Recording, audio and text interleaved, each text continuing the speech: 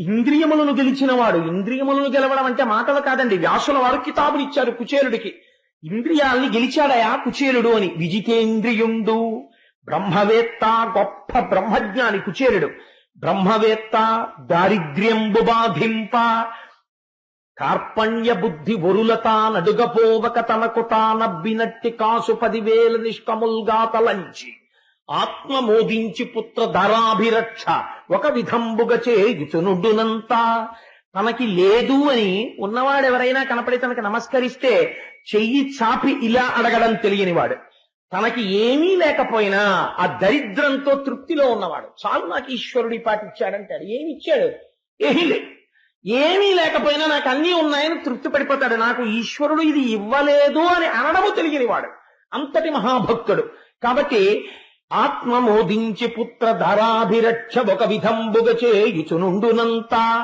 కాసు 10,000 నిష్కముల్గా తలంచి, తనంత తాను ఒక కాసు దొరికిందనుకోండి, 10,000 రూపాయలు ఈశ్వరుడిచ్చినట్టుగా తృప్తి పడిపోయి దానితోనే ఉన్న దానితో భార్యా బిడ్డల్ని పోషించుకుంటూ పరమ తృప్తితో జీవితాన్ని గడుపుకున్నటువంటి బ్రహ్మజ్ఞాని, మహాభక్తుడు, గోవింద సఖుడు, మహానుభావుడు కుచేలుడు.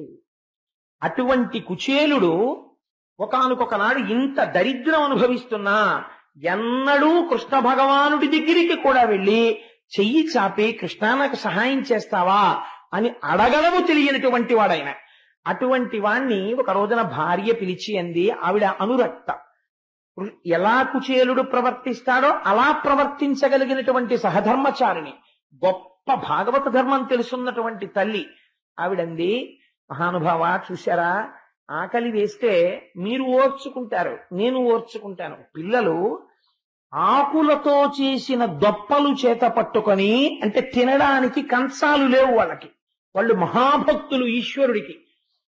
ఆకులతో చేసిన దొప్పలు చేత పట్టి 10 మాటలు అమ్మా ఆకలేస్తోందమ్మా అంటే, అన్నం పెట్టలేకపోయానే అని అమ్మ బాధపడుతుందోమోనని ఆకలితో నా వంక చూస్తూ నాలుకతో పెదవులు తడుపుకుంటున్నారయ్యా మన బిడ్డలు.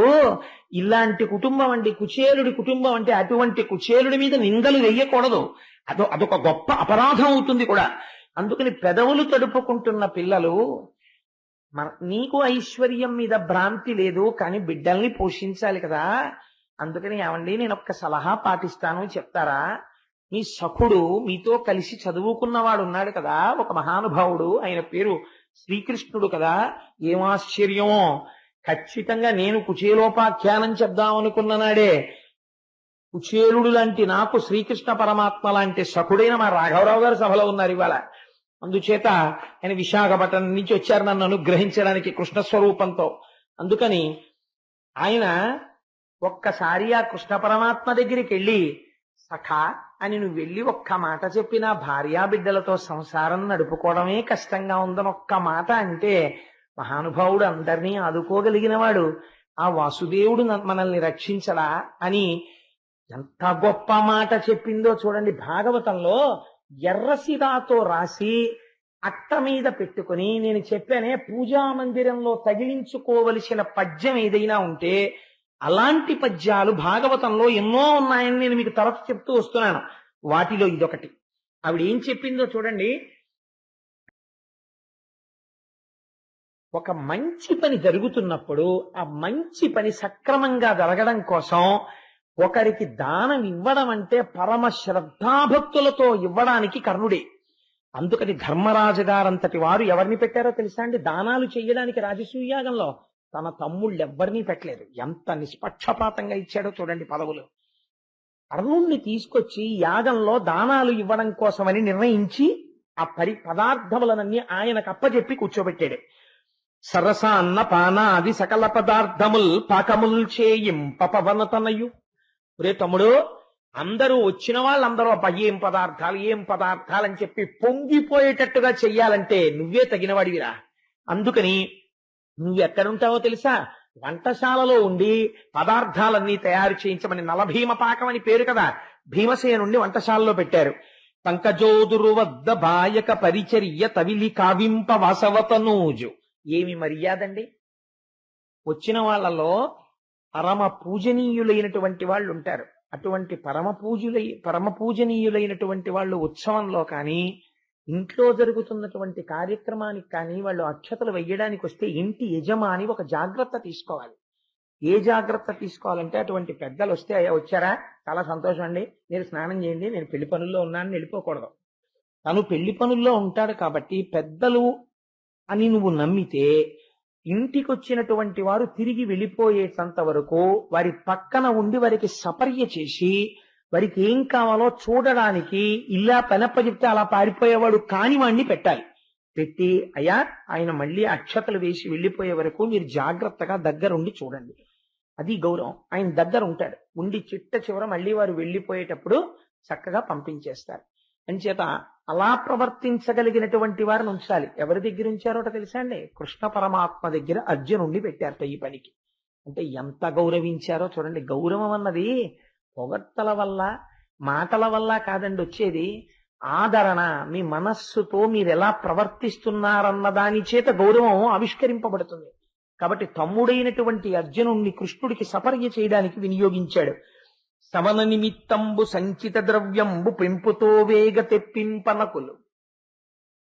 రాజపురోహితుడు ధౌమ్యుడున్నాడు, ఆయన చిట్టి రాసి ఇచ్చేశాడు.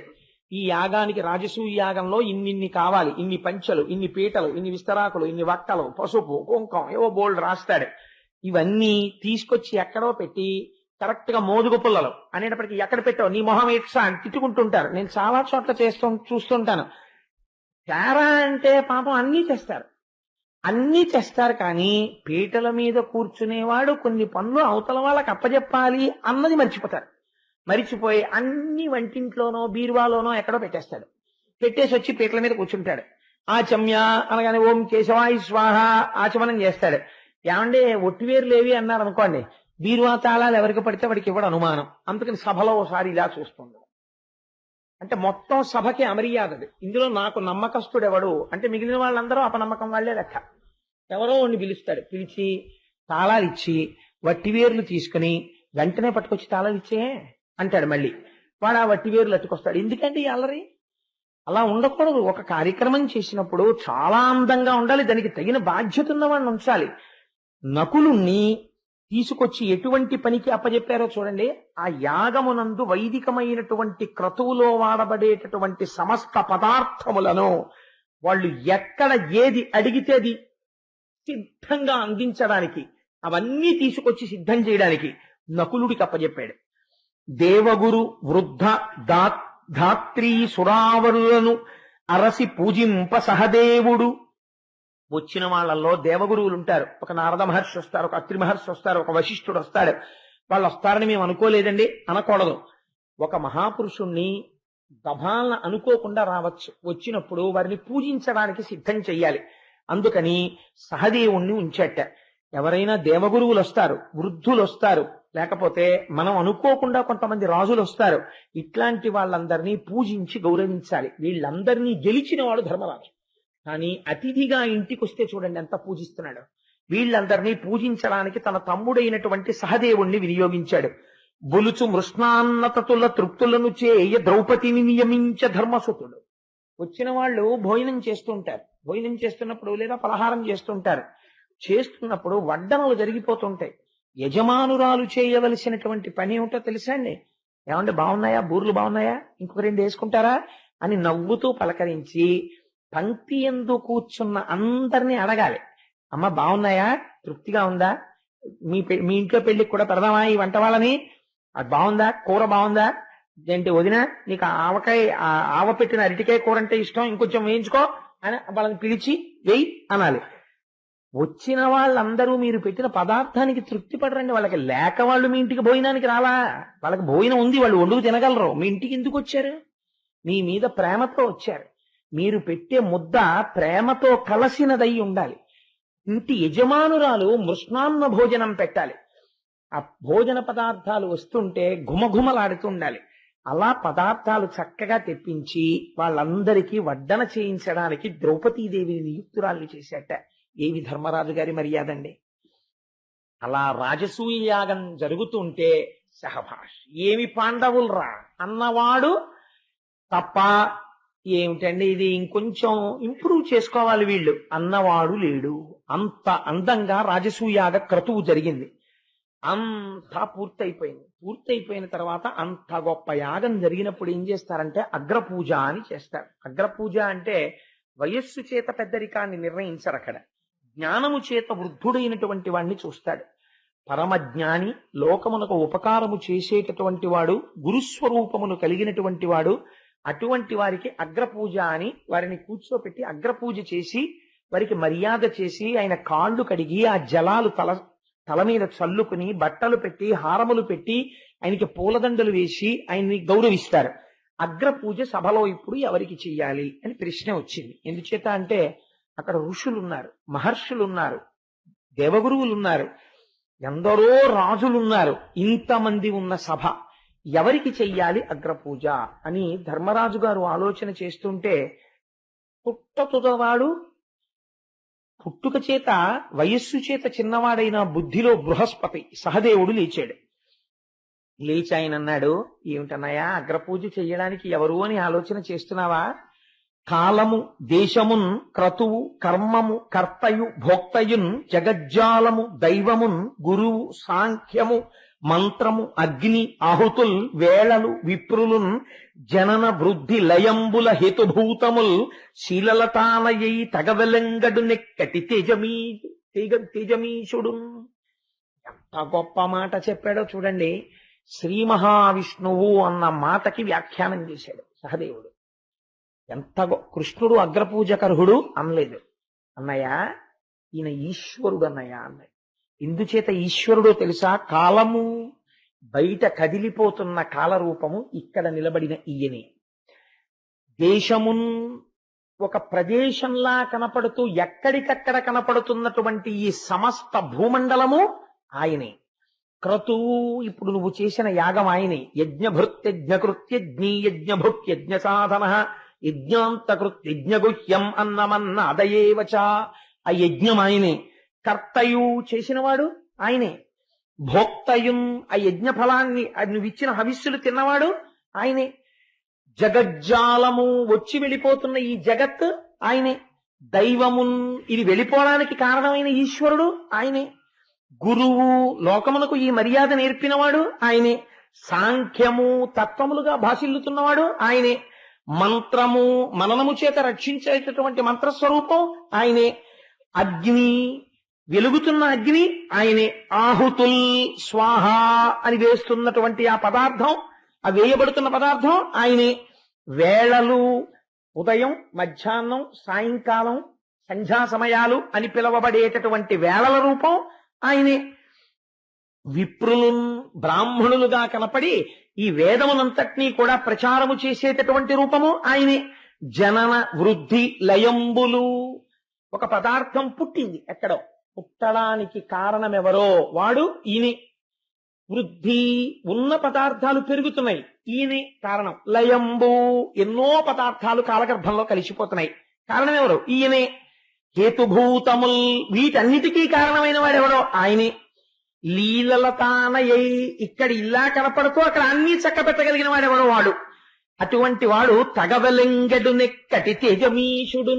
అన్నయ్యా ఇన్నిగా వెలుగుతున్నటువంటి ఈశ్వరుడు ఇవాళ మన కళ్ళెదుట మాంసనేత్రములతో చూడడానికి ఎదురుగుండా వీలైన రీతిలో రక్షకుడై సర్వకాలముల యందు పాండవులు బాగుపడాలని కోరుకున్నవాడై యాగమునకొచ్చి నిర్వహించి జరాస సంధుని యొక్క వధ చేయించిన మహాపురుషుడెవడున్నాడో ఆయన ఇక్కడ కూర్చునుండగా ఇంకా ఎవరెవరని వెతుకుతారేమిటన్నాయా, ఆయనకు అగ్రపూజ చెయ్యండి అన్నాడు. ఈ మాట చెప్పేటప్పటికి ధర్మరాజు గారు పొంగిపోయాడు. మాట చెప్పడం కాదండి, చెప్పే మాట ఎదిరించలేనిదై ఉండాలి. అది ఆవిష్కరణ అంటే. కృష్ణుడికి అగ్రపూజ చేయండి అన్నారు అనుకోండి, ఎందుకు చేయాలి అని ఎవరైనా అడగచ్చు. కృష్ణుడికి అగ్రపూజ చెయ్యండి కాదు, కృష్ణుడు ఏమిటి చెప్పాడు. కృష్ణుడన్న మాట వాడలేదు, కృష్ణుడు ఎవరు చెప్పాడు. సహదేవుడు అర్థం చేసుకున్నాడు. ఎంతటి మహాజ్ఞానం చూడండి సహదేవుడు అంటే. అందుచేత ఆ సహదేవుడు చెప్పగానే ఆ ద్రౌపదీదేవిని తీసుకుని చక్కటి కనక బంగారముతో చేయబడినటువంటి జలపాత్రలను చేత్తో పట్టుకుని 5 అన్నదమ్ములు, కుంతీదేవి, ద్రౌపదీదేవి అందరూ వెళ్లి కృష్ణ పరమాత్మ యొక్క పాదాల దగ్గర కూర్చుని ఒక బంగారు పళ్ళెని తీసుకొచ్చి ఆయన కాళ్ల కింద పెట్టారు. పెట్టి ఆ ద్రౌపదీదేవి ఆ బంగారు పాత్రలోంచి నీళ్లు పోస్తుంటే ఆయన కాళ్ళు కడిగారు. మునిజనమానస మధుకర వనజాతములైన ఎట్టి వారి జడలలోచను పదయుగల ప్రక్షాళనముగి గాలించి తజ్జలంబులు భక్తిన్ తానును కుంతియు అనుజులు మానుగ ద్రుపదజయును మస్తకముల పెంపూనిన నియతి ధరించి మహానందము పొంది రతిశయ ప్రీతిన్. ధర్మరాజు గారు కాళ్ళు కడుగుతుంటే నలుగురు అన్నదమ్ములు పుష్పాలు వేస్తూ నమస్కరిస్తూ కూర్చుంటే ద్రౌపదీదేవి నీళ్లు పోస్తే ఆ కృష్ణ పరమాత్మ కాళ్ళు కడిగి పళ్ళెంలోకి వచ్చినటువంటి ఆ పాద ప్రక్షాళన జలాన్ని తీసుకుని ధర్మరాజు గారు తన శిరస్సు మీద చల్లుకుని కుంతీదేవి శిరస్సు మీద ద్రౌపదీదేవి శిరస్సు మీద తమ్ముళ్ల శిరస్సుల మీద నీళ్లు చల్లాడు. చల్లి చెంచత్కాంచిన రుచిరోదంచిత వస్త్రముల నూతనార్క ప్రభల్మించిన రత్నంబుల పూజించన్ ధర్మజుండు కృష్ణు జిష్ణు సహిష్ణు. చల్లటి వస్త్రద్వయాన్ని తీసుకొచ్చి కృష్ణ పరమాత్మకి బహూకరించి ఆయన మెడలో అపర సూర్య భగవానుడా అన్నట్లుగా వెలిగిపోతున్నటువంటి హారములు తెచ్చి ఆయన మెడలో వేసి ఆ కృష్ణ పరమాత్మకి సమర్పించి ఆయనకి తాంబూలమిచ్చి తమ తమ శిరస్సులు ఆయన పాదములకు తగిలేటట్టుగా పరమ వినయంతో 5 అన్నదమ్ములు నమస్కరించి చేతులు కట్టుకుని ఆయన పక్కన నిలబడ్డారు అగ్రపూజ చేసి. సభలో ఉన్న వాళ్ళందరూ పొంగిపోయారు. కాలం మూడినవాడు ఒకడు ఉంటాడు, వాడికి ఈశ్వర ధిక్కారం ప్రారంభం అవుతుంది. కాబట్టి శిశుపాలుడు లేచన్నాడు, గురుదేవ శూన్యుండు కులగోత్రరహితుండు తల్లిదండ్రులెవ్వరో తడవగాన ముప్పుల పొరలెడు ఆది మధ్యావసానంబులందరయ మానంబులేదు బహురూపి అయి పెక్కు భంగుల వర్తించు వావివర్తనములు వరుసలేవు పరికింప విగత సంబంధుండు తలపోయ మానిమిత్తమున మానిసయ్యే బరగ మున్ను యయాతి శాపమున చేసి వాసికెక్కెదు ఈ యాదవ వంశమెల్ల బ్రహ్మ తేజంబునెల్ల కోల్పడిన ఇతడు బ్రహ్మ ఋషి సేవ్యుడగొని గోపాలకుండు. ఆయన లేచి అన్నాడు, ఈయన పుట్టినటువంటిది గోపాలుల యొక్క కుటుంబంలో. అసలు ఇంకా మాట్లాడితే అసలు ఈయన ఎక్కడ పుట్టాడో ఆవిడకి తెలియదు. కొంతమంది అంటారు దేవకీ వసుదేవులకు పుట్టారంటాడు, చాలా మంది అంటారు అసలు కళ్ళు తెరిచేటప్పటికి యశోదానందుల దగ్గర ఉన్నాడంటారు. ఎక్కడ పుట్టాడో ఆవిడకి తెలియదు. ఈయన కులం తెలియదు, గోత్రం తెలియదు, వావి లేదు, వరస లేదు. ఎంతమంది గోపకాంతలతో రమించాడో, ఎంతమందితో తిరిగాడో ఇది నడువడి అని చెప్పడం కుదరదు. కానీ ఇందులోనే ఆంతరముగా స్తోత్రం కూడా చేశాడు. ఇది నడువడి అని చెప్పడం కుదరదు. అలా ప్రవర్తిస్తూ ఉంటారు. అటువంటి వాడు, వావి వరసలు లేనివాడు, మానమర్యాదలు ఎరుగనివాడు, ఇటువంటి వాడికి అగ్రపూజ. సభలో వీడికన్నా తగినవారు లేరా? కృష్ణుడికి అగ్రపూజ ఏమిటి? ఇటువంటి కృష్ణుడు అగ్రపూజ అందుకున్నందుకు గాను ఇప్పుడే కృష్ణుడిని శిక్షిస్తాను అని తన గదాదండం తీసుకుని కృష్ణుడి మీదకి వెడుతున్నాడు. వెడుతుంటే కృష్ణ పరమాత్మ చూసి ఒక చిరునవ్వు నవ్వి వెంటనే సుదర్శన చక్రాన్ని స్మరించి ఆ చక్రాన్ని శిశుపాలుడి మీదకి ప్రయోగించారు. 100 తప్పులు పూర్తయిపోయాయి. మేనత్తకి మాటిచ్చారు 100 తప్పుల వరకు కాపాడతాను అని. ఆ అధిక్షేపణతో 100 తప్పులు పూర్తయ్యాయి. సుదర్శన చక్రాన్ని ప్రయోగించగానే అది శిశుపాలుడి యొక్క కుత్తుక కత్తిరించి కింద పడిపోయింది. ఆ తల కింద పడిపోగానే సభలో హాహాకారాలు మిన్నుముట్టాయి. అందరూ కూడా శ్రీకృష్ణ పరమాత్మ జోలికెళ్లి దుర్మార్గుడు మరణించాడు అన్నారు. తదనంతరము అవబృధ స్నానము అని చేస్తారు. యాగమంతా పూర్తయిపోయిన తర్వాత యాగకర్తలందరూ వెళ్లి స్నానం చేస్తారు. అలా చక్కగా నదీ జలాలలో అవబృధ స్నానం చేసి తిరిగి వచ్చి పరమ సంతోషంగా ధర్మరాజు గారు రాజ్యం ఏలుతున్నాడు. కృష్ణ పరమాత్మ తిరిగి ద్వారకా నగరాన్ని చేరుకుంటున్నారు. ఈలోగా సాళ్వుడనబడేటటువంటి ఒక రాజు, నేను కొద్దిగా సంక్షిప్తం చేస్తున్నాను ఇవాళ. సాళ్వుడనబడేటటువంటి రాజు కృష్ణ పరమాత్మ మీద పెంచుకున్న ఆగ్రహం చేత పరమశివుడి గురించి ఘోరమైన తపస్సు చేశాడు. ఎంత ఘోరమైన తపస్సు అంటే రోజుకి గుప్పెడు మట్టి మాత్రమే తినేవాడు. తిని తపస్సు చేసి పరమశివుడు ప్రత్యక్షమైతే కడుపులో కార్పణ్యం పెంచుకున్నవాడు ఎంత తపస్సు చేస్తే ఉపయోగం ఏమిటండి? తన ఇచ్చ వచ్చినట్టుగా తిరిగేటటువంటి విమానం కావాలని అడిగాడు. అడిగితే పరమశివుడు అలాగే తీసుకుపోని మయుణ్ణి పిలిచి ఒక విమానాన్ని నిర్మించి ఇచ్చాడు. దానికి సౌభకము అని పేరు. ఆ విమానం ఎక్కి ద్వారకానగరం మీదకొచ్చి ద్వారకానగరంలో ఉండేటటువంటి అంతఃపురము యొక్క కుడ్యములను గోపురములను తన గదాదండంతో తొలగతోస్తూ నానా అల్లరి ప్రారంభం చేశాడు. వెంటనే అక్కడ ఉండేటటువంటి ప్రద్యుమ్నుడు, సాంబుడు మొదలైనటువంటి వారు యుద్ధాన్ని ప్రారంభం చేశారు. గొప్ప యుద్ధం జరుగుతోంది. ఈలోగా కృష్ణ పరమాత్మ చేరుకున్నారు. దుర్నిమిత్తములు కనబడ్డాయి. రావణాసురుడు మాయాసీతని సృష్టించినట్టు ఈ సాళ్లుడు కూడా మాయావసుదేవుణ్ణి సృష్టించి కృష్ణ పరమాత్మ యొక్క కళ్ళ ఎదుటే ఆ వసుదేవుణ్ణి సంహరించాడు. ఆయన మాయావసుదేవుడు తన మాయతో సృష్టించాడు. కృష్ణ పరమాత్మ అంతటి వారు తండ్రి మరణిస్తే ఎలా ఖిన్నుడవుతారో అలాగే ఖిన్నుడయ్యారు. మిగిలిన వాళ్ళు చెప్పారు ఇది జరిగేది కాదు, వసుదేవుడు లోపలే ఉన్నారని. అప్పుడు ఆయన సుదర్శన చక్రాన్ని ప్రయోగిస్తే ఆ సాళ్వుడు కూడా మరణించాడు. ఆ విమానము తుత్తునీయలైపోయింది. తదనంతరము దంతవక్తుడు వచ్చాడు. ఆ దంతవక్తుడిని కూడా సంహరించారు. శిశుపాల దంతవక్తులు ఇద్దరూ మరణించిన తరువాత వారిలో ఉన్న తేజస్సు పైకి లేచి కృష్ణ పరమాత్మలో కలిసిపోయింది. ఎక్కడ విన్నారు మీరు ఇది? తృతీయ చతుర్థ స్కంధములలో ఆ మహానుభావుడైనటువంటి ఆ శ్రీ మహావిష్ణువు యొక్క ద్వారపాలకులైన జయ విజయులకి ఇయ్యబడినటువంటి శాపవశం చేత వాళ్ళు 3 జన్మలలో రాక్షసులుగా జన్మించాలి కాబట్టి ఈ జన్మలో శిశుపాల దంతవక్తులుగా జన్మించి వారిరువుడు కూడా శ్రీకృష్ణ పరమాత్మలో లీనమైపోయారు.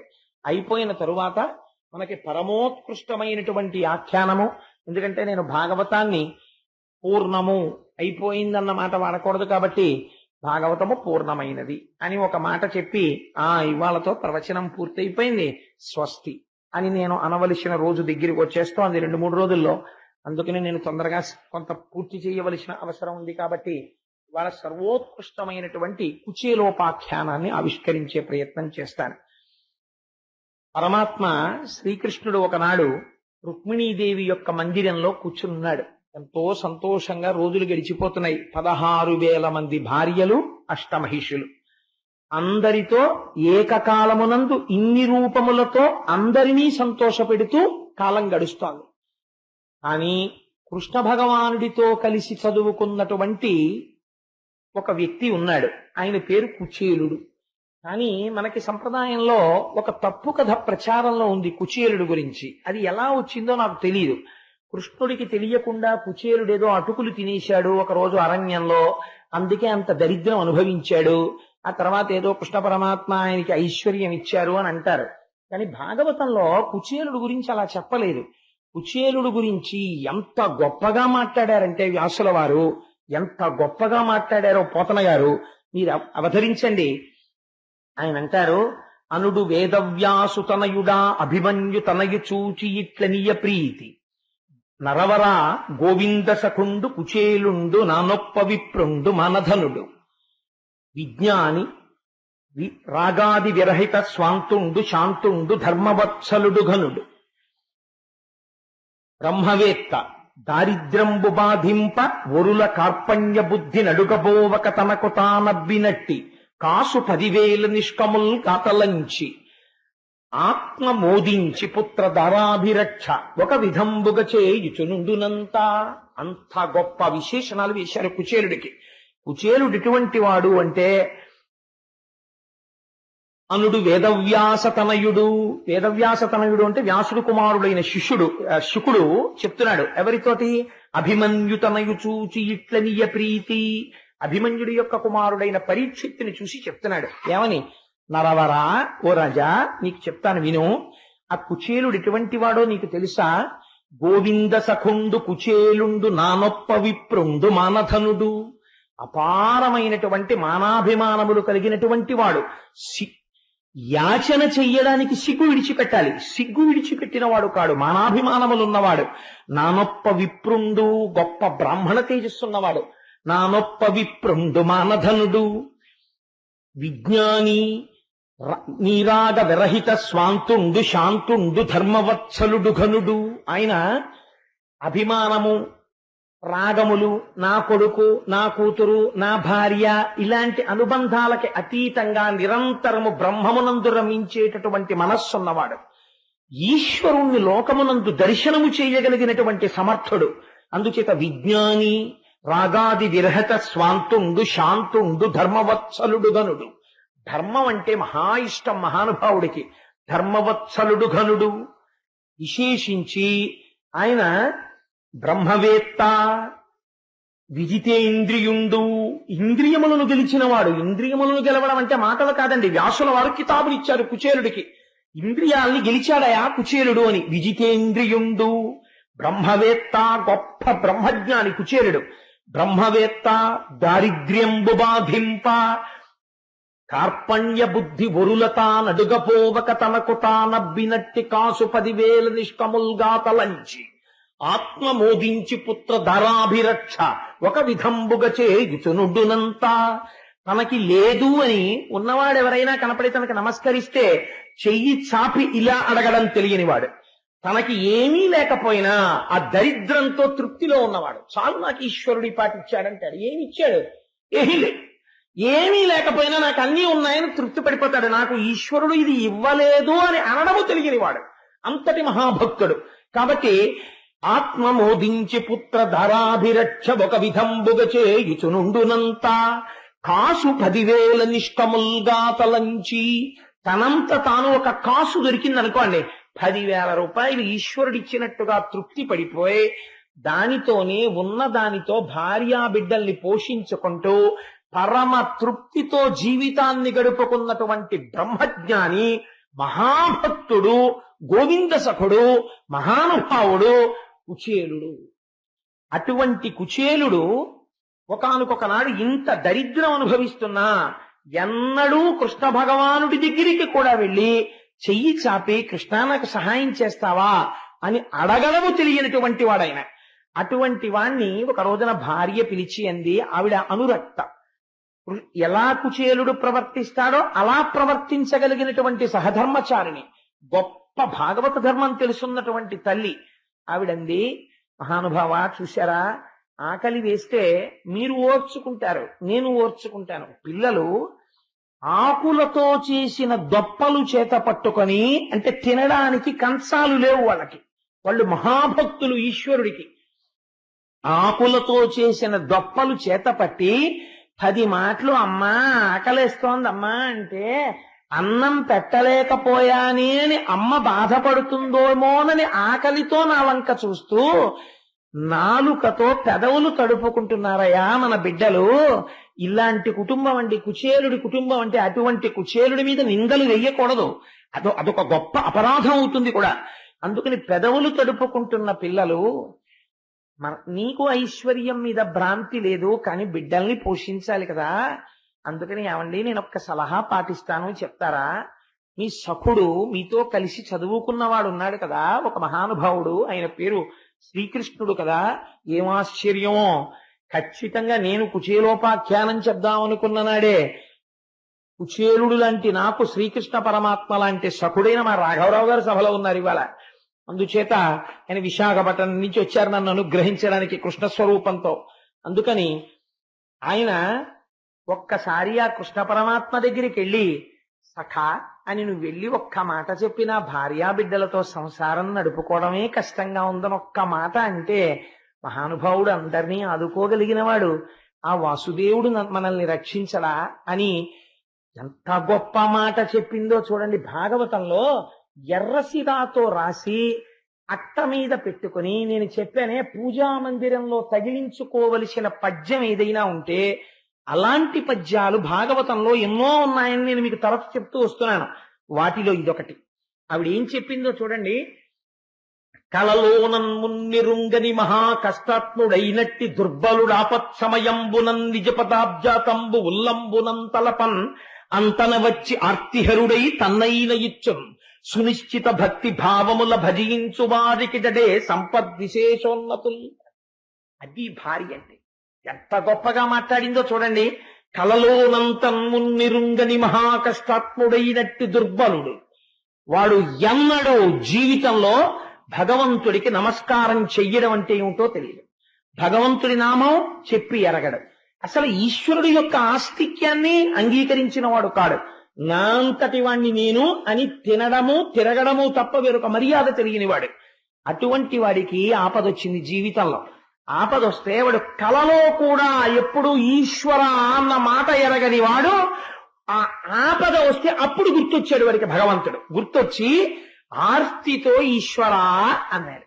ఈశ్వర అంటేట కృతజ్ఞుడా, ఇన్నాళ్ళు నేను నీకు జ్ఞాపకం రాలేదా, కష్టం వస్తే నేను గుర్తొచ్చానా అని అడగడట.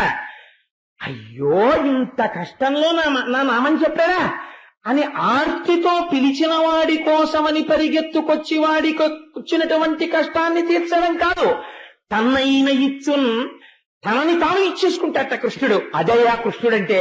అటువంటి మహాత్ముడైన కలలోనంతం ఉన్నెరుంగని మహా కష్టత్ముడైనట్టి దుర్బలుడాపత్సమయంబునన్ నిజ పదాబ్జాతంబు ఉల్లంబునంతలపన్ అంతని వచ్చి ఆర్తిహరుడై తన్నైన ఇచ్చున్ సునిశ్చిత భక్తి భావముల భజించు వారికిడడే సంపద్విశేషోన్నతుల్.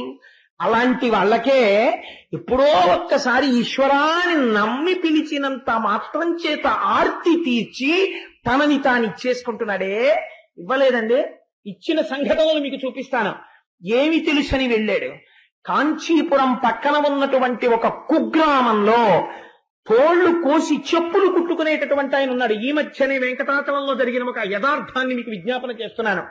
ఆయన కొత్త చెప్పులు కుట్టి, ఆయనకి ఏమొచ్చు, చెప్పులు కుట్టడం వచ్చంతే.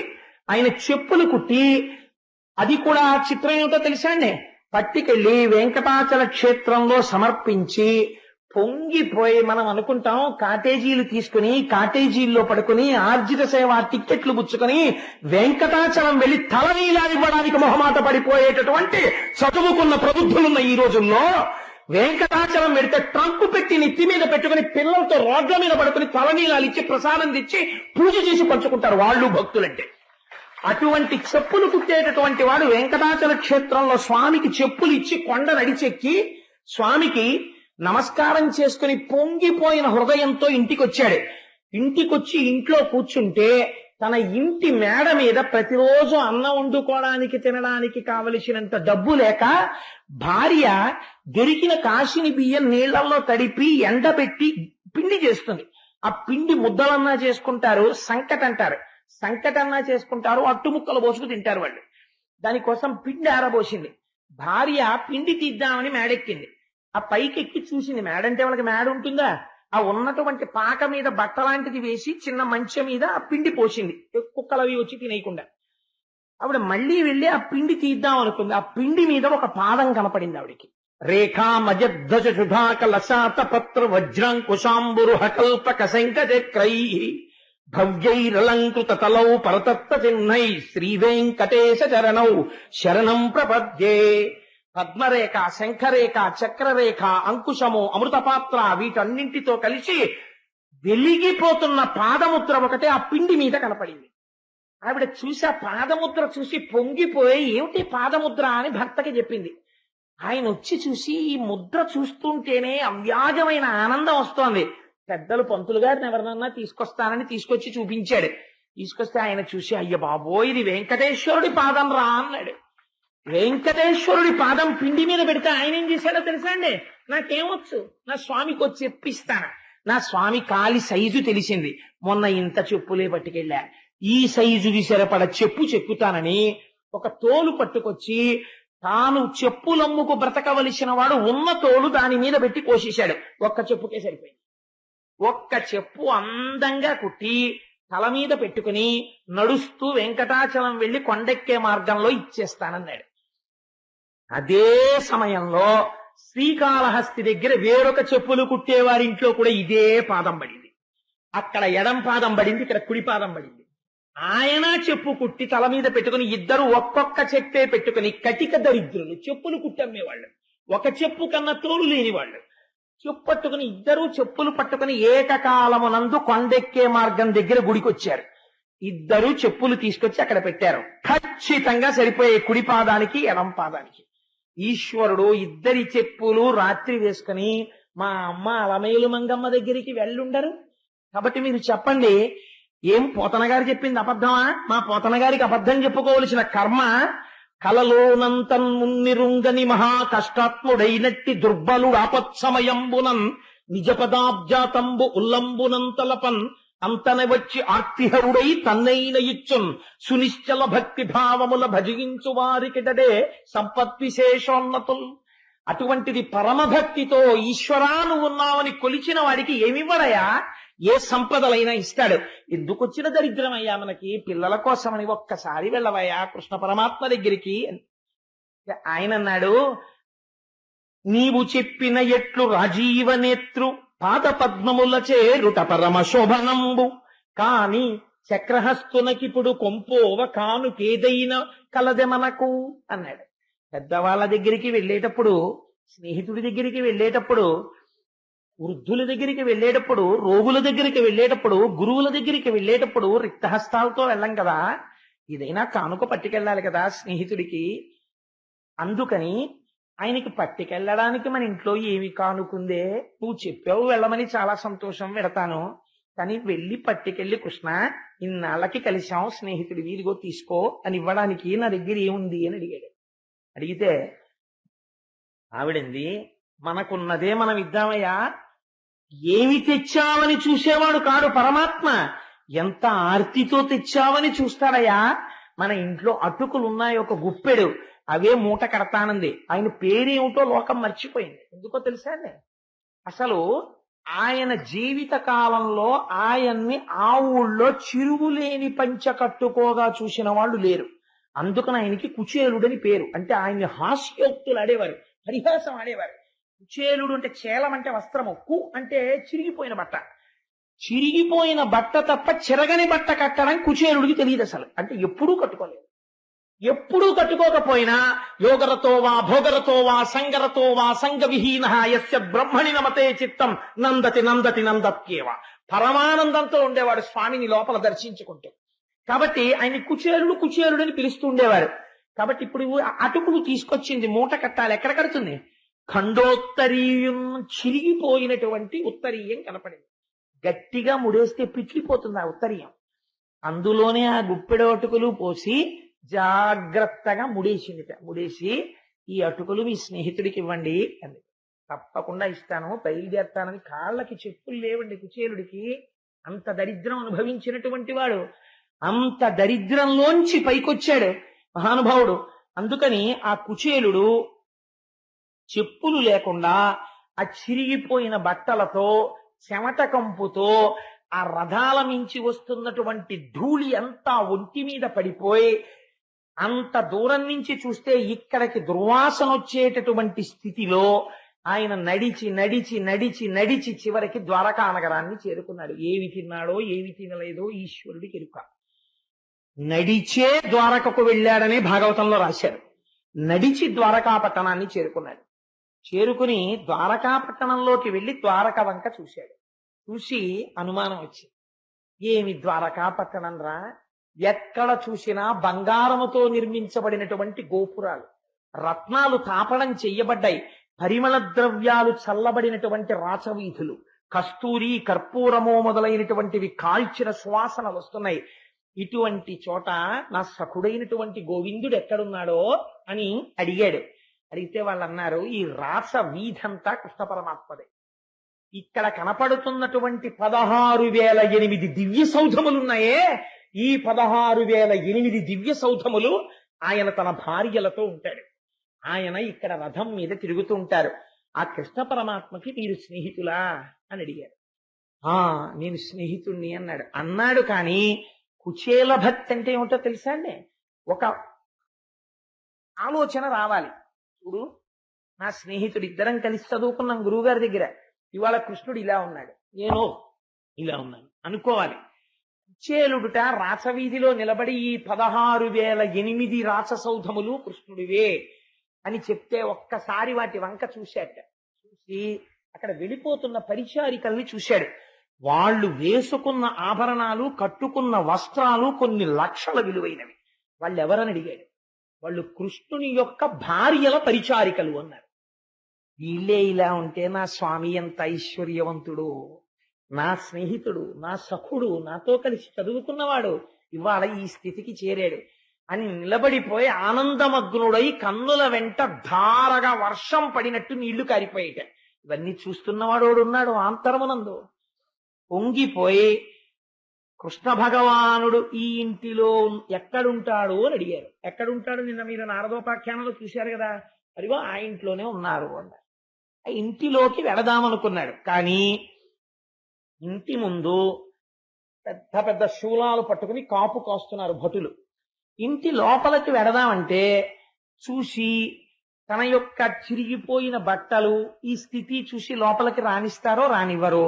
రానివ్వకపోతే ఒకవేళ నా స్నేహితుడండి, నా సఖుడండి కృష్ణ పరమాత్మ అని చెప్పి వెడితే ఒకసారి పైనుంచి కిందకి చూసి ఎవరు నువ్వు అని అడిగాడు అనుకోండి. అడిగితే అంటే అబద్ధాలు చెప్పి లోపలికి వచ్చావా అని రెక్కపట్టి ఇచ్చేస్తే తను ఇప్పుడు అబద్ధం చెప్పినవాడు కాదు, అవమానం అయిపోతుంది. పోని ఏమీ చెప్పకుండా అక్కడ ఉన్న రాజభటులకు ఏదో కానుకిచ్చి లోపలికి ఎడదామా అంటే ఇవ్వడానికి కృష్ణుడికి తెచ్చిన అటుకులు తప్ప ఇంకొకటి లేవు. కాబట్టి ఇప్పుడు నాకెవరాధారం? వాసుదేవుణ్ణి చేరడానికి వాసుదేవుడే ఆధారం. ఆ పరమాత్మ నన్ను చూసి అలా మిన్నకుండేటటువంటి వాడు, అలా అమర్యాదగా ప్రవర్తించేవాడా నా తండ్రి? అలా ఉండడు. నా సఖుడు మర్యాద తెలుసున్నవాడు, ఆయనే నన్ను గుర్తుపడతాడు. ఆయన నన్ను గుర్తుపట్టడమే నా ప్రవర్తనకి, నా మంచితనానికి నిదర్శనమవుతుంది. నేను ఎవ్వరినీ అడగను అని ఆ సౌధము దగ్గరికి వెళ్ళి ఒక్కసారి ఆ తెర తీసి ఆ భటుల దగ్గరికి నిలిపించినాడు. ఎవరు కావాలండి అని అడిగారు. అడిగితే నేను కృష్ణ పరమాత్మ స్నేహితుడిని. వాళ్ళు ఒక్కసారి యగాదిగా చూశారు. ఈయన్ని చూస్తే పాపం ఆయన చాలా దయనీయమైన స్థితిలో కనపడ్డాడు. కానీ ద్వారకానగరంలో ఉన్న కృష్ణ పరమాత్మ ఎటువంటి వాడో అక్కడ ఉన్న వాళ్ళకి తెలుసు. కాబట్టి వెంటనే ఆయన బ్రాహ్మణుడు కుచేలుడు వచ్చాడు. ఆయన ఎలా ఉంటే మనకెందుకు, కృష్ణుడి సఖుండని చెప్తున్నాడు, మనం వారి దగ్గరికి తీసుకెళ్ళాలి అని అక్కడ ఉన్నటువంటి ద్వారపాలకులు వెళ్లి కృష్ణ పరమాత్మతో చెప్పారు. అయ్యా, మీ కొరకని ఎవరో చాలా పేద బ్రాహ్మణుడు మీ స్నేహితుట వచ్చారు, అక్కడ నిలబడ్డారు ద్వారం దగ్గర అన్నారు. అప్పటికి కృష్ణ పరమాత్మ చేస్తున్న పని ఏమిటో తెలుసా అండి? ఆ గదిలోకి ఎవరూ ప్రవేశించారు. ఎంతో ముఖ్యులైన వాళ్ళు వస్తేనే అక్కడికి సమాచారం పెడుతుంది. ఆయన తన శయన మందిరమునందున్నాడు. అది కూడా రుక్మిణీదేవి యొక్క మందిరంలో ఉన్నాడు. అప్పుడు పట్టుపాన్పున తల కింద చేయి పెట్టుకుని ఎంతో సంతోషంగా రుక్మిణీదేవితో ఏదో పరిహాసాలు ఆడుతున్నాడు. అమ్మవారు ఎంతో సంతోషంగా ఆయన కాళ్ళు ఒత్తుతోంది. లక్ష్మీ మహీతద నిరూప నిజానుభావ నీడాది దివ్య మహిషీకర పల్లవానాం ఆరుణ్య సంక్రమణత కిల సాంద్ర రాగౌ శ్రీ వెంకటేశ చరణౌ శరణం ప్రపద్యే అన్నట్టుగా అమ్మవారి ఎర్రటి చేతులతో ఒత్తుతుంటే నల్లటి మబ్బులాంటి కృష్ణ పరమాత్మ యొక్క కాళ్ల మీద ఎర్రటి కాంతులు పడుతుంటే ముత్యాల్లాంటి పళ్ళు కనపడేటట్టుగా కాంతులీనుతున్న నవ్వులతో రుక్మిణీదేవితో హాస్యోక్తులు ఆడుతున్నాడు. వచ్చినటువంటి భటుడు, అయ్యా ఒక్కసారి మీతో మాట్లాడాలన్నాడు. తెర తీసి ఏమిటి అని ఇలా తెర తీసి చూశాడు. చూసేటప్పటికి భటుడితో మాట్లాడదామని తెర తీశాడు. దూరంగా అక్కడ నిలబడి రాజద్వారం దగ్గర కుచేలుడు అలా నిలబడి ఉన్నాడు. చూశాక అంత దూరంలో చూడగానే కనిడాయంచనునంత కృష్ణుడు దళ కంజక్షుడ పేద విప్రుని కృషీభూతాంగు జీర్ణాంబరున్ అశ్రాంత దరిద్ర పీడితు కృషీభూతాంగు జీర్ణాంబరున్ ఘన తృష్ణాచుర చిత్తు హాస్య నిలయున్ ఖండోత్తరీయున్ కన్కుచేలునికని అల్లంతనే సంభ్రమ విలోలుండై దిగెంతల్పమున్. నాకు నిజంగా కృష్ణ పరమాత్మ వచ్చిన సన్నివేశం ఇక్కడ కనపడుతుంటే నాకు ఆ పద్యమే తడబడిపోతోంది. నిజంగా ఆయన మాననీయత చూడండి. కనిడాయంచనునంత కృష్ణుడు దళత్కంజక్షుడ పేద విప్రుని. దళత్కంజాక్షుడు ఆ చూపులలో ఉన్న అందాన్ని ఆ కళ్ళలో చూపిస్తున్నారు. తామర రేకులు ఎలా ఉంటాయో అటువంటి కన్నులతో ఉన్నాడు. భార్యతో పరిహాసం ఆడుతున్నాడు. తెర తీసి భటుడిని చూసి ఇంకా భటుడితో మాట్లాడలేదు, ఇలా చూశాడు. కుచేలుడు కనపడ్డాడు అంత దూరంలో. ఎటువంటి కుచేలుడు అంటే మహాదరిద్రుడు, అపారమైనటువంటి దరిద్రంతో ఉన్నాడు. అశ్రాంత దరిద్ర పీడితూ, ఒక క్షణం కూడా విడిచిపెట్టకుండా దరిద్ర దేవత చేత పీడింపబడుతున్నవాడు. అశ్రాంత దరిద్ర పీడితు కృషీభూతాంగు, శరీరం అంతా కూడా క్షీణించిపోయి, అంటే ఉరప్పంజరంలో ఎముకలు లెక్క పెట్టవచ్చు అంత ఎముకలు పైకొచ్చేసాయి. హాస్య నిలయం, ఎవరైనా చూస్తే ఓడి బాబా అదేంటో బాబా చిలుగుబట్లు నువ్వు అని పరిహాసమే ఆడతారు తప్ప నమస్కరించేవాడు ఎవ్వరు ఉండడు. అలా ఉన్నాడు. హాస్య నిలయం ఖండోత్తరీయున్, పంచమాట దేవుడెరుగు. పంచకి కన్నం ఉంటే ఉంది, కనీసం ఉత్తరీయం కన్నం లేకుండా లేదు, దాని నిండా చిరుగులే.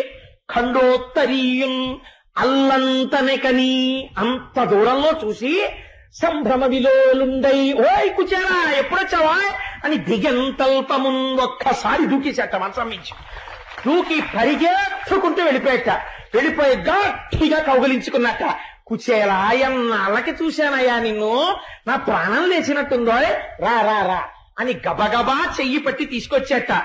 హాలుంది ముందు, దర్బార్ హాలు, అందులో కూర్చోబెట్టలేదు, తిన్నగా తీసుకెళ్లిపోయాడు.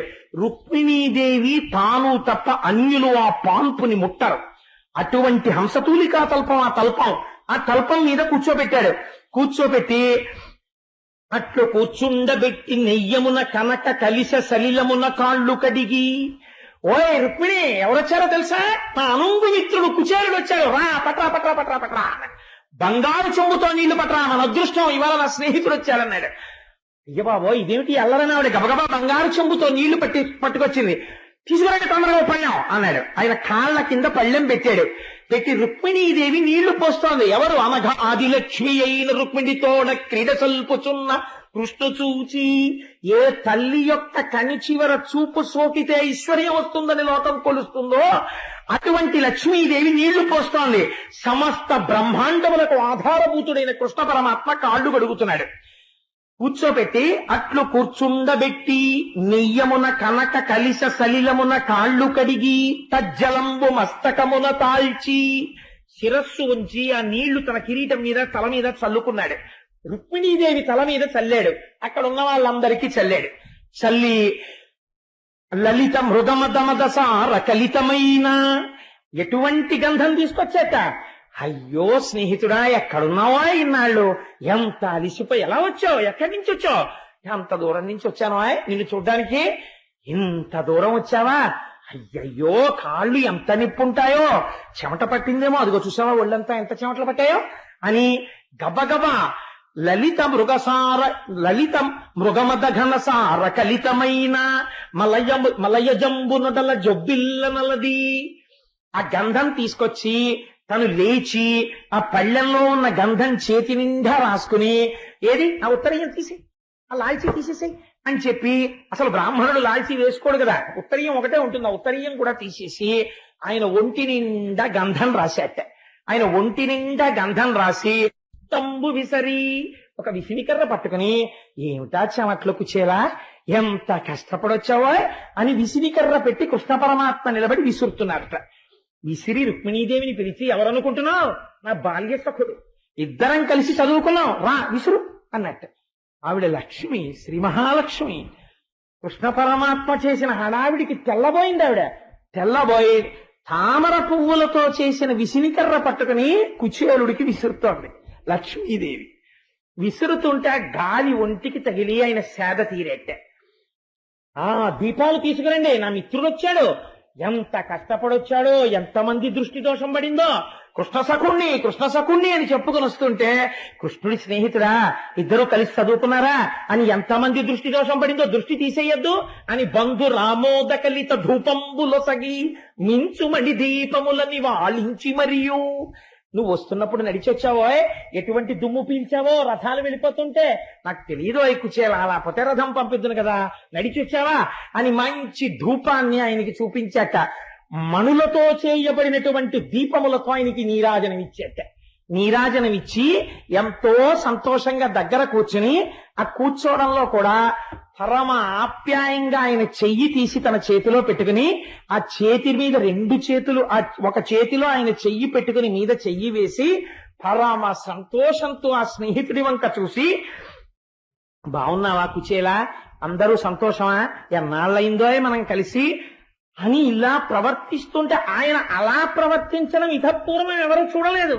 అందుకని అక్కడున్న వాళ్ళందరూ అనుకుంటున్నారట, గుంపులుగా నిలబడి, ఎట్టి తపంబు చేసెనకో ఈ ధరణీ దివిజేశ్వరుండు స్వల్పామున యోగి విస్ఫుట దుపాస్యకుడై తనరారు జగత్స్వామి నిజతల్పమునన్ వసించియున్నవాడు ఈ మహనీయమూర్తికెనయే ముని పొంగవులెంతవారలు.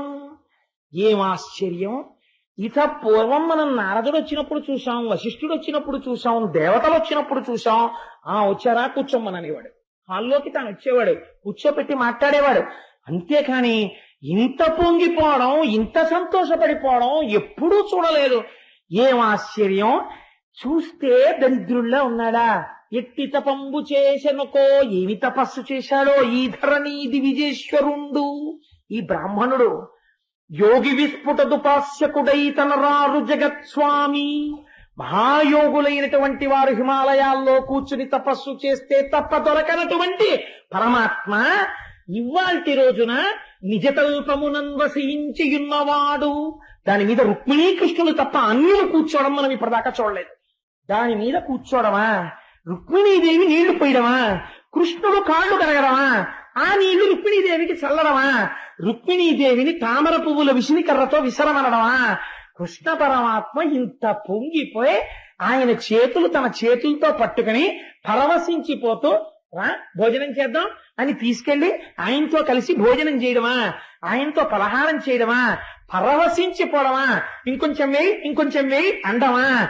ఎవరయ్యా అసలిన ఈ మహనీయమూర్తికనయే మునిపొంగవులెంత వారలు. ఇలాంటి వాడితో సమానమైన మునిపొంగవులై ఆయనతో సమానంగా గౌరవింపబడిన వాడిని ఇప్పటి వరకు మనం చూడలేదు కృష్ణ మందిరంలో.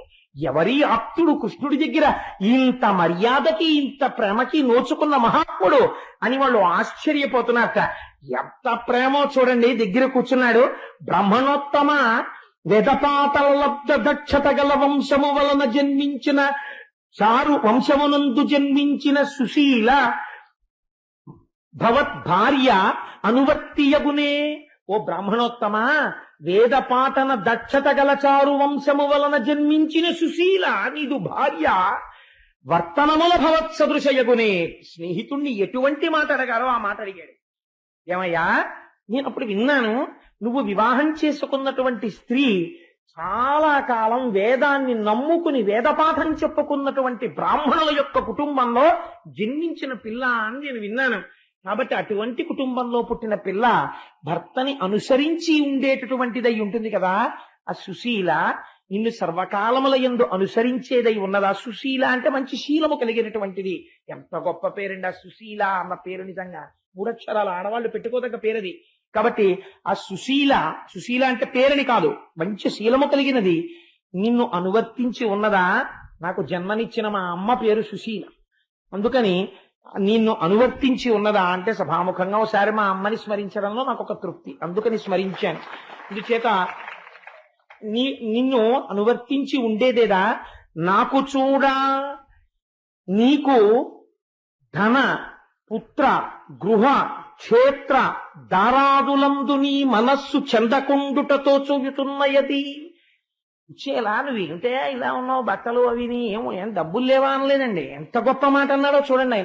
ఆయన అన్నాడు, కుచేలా నిన్ను చూస్తుంటే నీ మనస్సు భార్య యందు బిడ్డల యందు లోకమునందు గృహమునందు స్థలాలయందు ఐశ్వర్యమునందు భ్రాంతి లేకుండా కేవలము సంసారములో ఉండాలి కాబట్టి మాత్రమే ఉండి విహిత కర్మాచరణముగా భార్య బిడ్డల్ని చూడాలి కాబట్టి చూస్తూ సంతతము బ్రహ్మమునందు రమిస్తున్న వాడిలా నాకు కనపడుతున్నావు. గొప్ప మాట అడిగాడు. ఇది కృష్ణుడు గుర్తుపట్టింది. కాబట్టి నేను సైతము లోక సంగ్రహణార్థంబు కర్మాచరణంబు చేయుపగిది. కొందరు కమమోహితులు కాక యుక్త కర్మంబులాచరించి ప్రకృతి సంబంధములు భాసి భవ్య నిష్ట పొంది యుందురు కొందరుత్తములు భవిని. కొందరు మహాత్ములుంటారు, వాళ్ళు చెయ్యాలి కాబట్టి సంసారంలో ఉండి భార్యా బిడ్డల్ని పోషించినట్టు ఉంటారు. కానీ వారు ఆంతరమునందు మాత్రం ఎప్పుడూ ఈశ్వరుడితోడిదే సంబంధం. పొంగిపోతూ ఆ భవ్యనిష్ట, ఆ భగవంతుడి గురించిన నిష్టలో పరవశించిపోతున్న హృదయంతో నిరంతరము లోక కళ్యాణమును అపేక్షిస్తూ తిరుగుతూ ఉంటారు. నిన్ను చూస్తుంటే నాకు అటువంటి వాళ్ళు కనిపిస్తున్నారో. నేను కూడా లోకము కోసమే కర్మ చేస్తాను అంటే నేను పరమాత్మని అని చెప్పకనే చెప్పాడు ఆయన. అందుకని లోక సంగ్రహణార్థంబు కర్మాచరణంబు చేయుపగిది. నేను చేసినట్టే నువ్వు కూడా అలా చేస్తున్నట్లుగా నాకు కనపడుతోంది, అవునా అని అడిగి కుచేలా భోజనం చేయి అని భోజనం చేసిన తర్వాత ఇద్దరూ వచ్చి మళ్ళీ రుక్మిణీదేవి పడుకునేటటువంటి తల్పం మీద కూర్చుని కాసేపు పడుకోవడం ఇష్టం లేని వాళ్ళ కర్పూర తాంబూలం తానే బిగించి తీసుకొచ్చి వేసుకో కుచేలా అని ఓ తాంబూలం ఆయనకిచ్చి ఓ తాంబూలం ఈయన వేసుకుని ఆ రోజున ఎక్కడికి వెళ్ళలేదు. ఇంకా కూర్చుని చెప్పు ఎలా ఉన్నావు ఏమిటి ఏమాయ్ అలా అంటే జ్ఞాపకం వచ్చింది మన ఇద్దరం చదువుకునే రోజుల్లో ఎంత సంతోషంగా ఉండేదో మనం పిల్లలుగా ఉన్నప్పుడు. నిజంగా ఆ తలుచుకోవడంలో ఉన్న ఆనందం అండి. మన ఇద్దరం ఒక గురుకులంలో తిరిగాం కదా, ఒక గురువు సాందీపని మహర్షి దగ్గర విద్యాభ్యాసం చేశాం కదా. నాకు ఆ మాట అంటే జ్ఞాపకం వస్తోంది కుచేలా. మన గురువు ఎంతటి వాడు, తివిరి యజ్ఞాన తిమిర ప్రదీపమగుచు. ఒక గురువుని తలుచుకున్నప్పుడు ఎంత గొప్పగా తలుచుకోవాలో, ఎంత మర్యాదతో ప్రవర్తించాలో కృష్ణ పరమాత్మ చూపిస్తారు మనకి. అందుకని తివిరి యజ్ఞాన తిమిర ప్రదీపమగుచు అవ్యయంబగు బ్రహ్మంబుననుభవించి భూరి వాత్సల్య వృత్తి తత్కృపను చేసి. ఆ మహానుభావుడు భూసరు శ్రేష్ఠుడలగొండు భువనుతుండు బుధనుతుండు.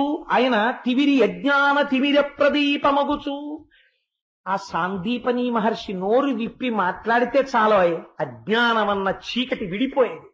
అలా మాట్లాడేవాడు మహానుభావుడు. ఏమి గురువు గారయ్యా మన గురువు గారు, అవ్యయంబగు బ్రహ్మంబుననుభవించి. కోరికలు కోరుకున్నవాడు కాడు మన గురువు.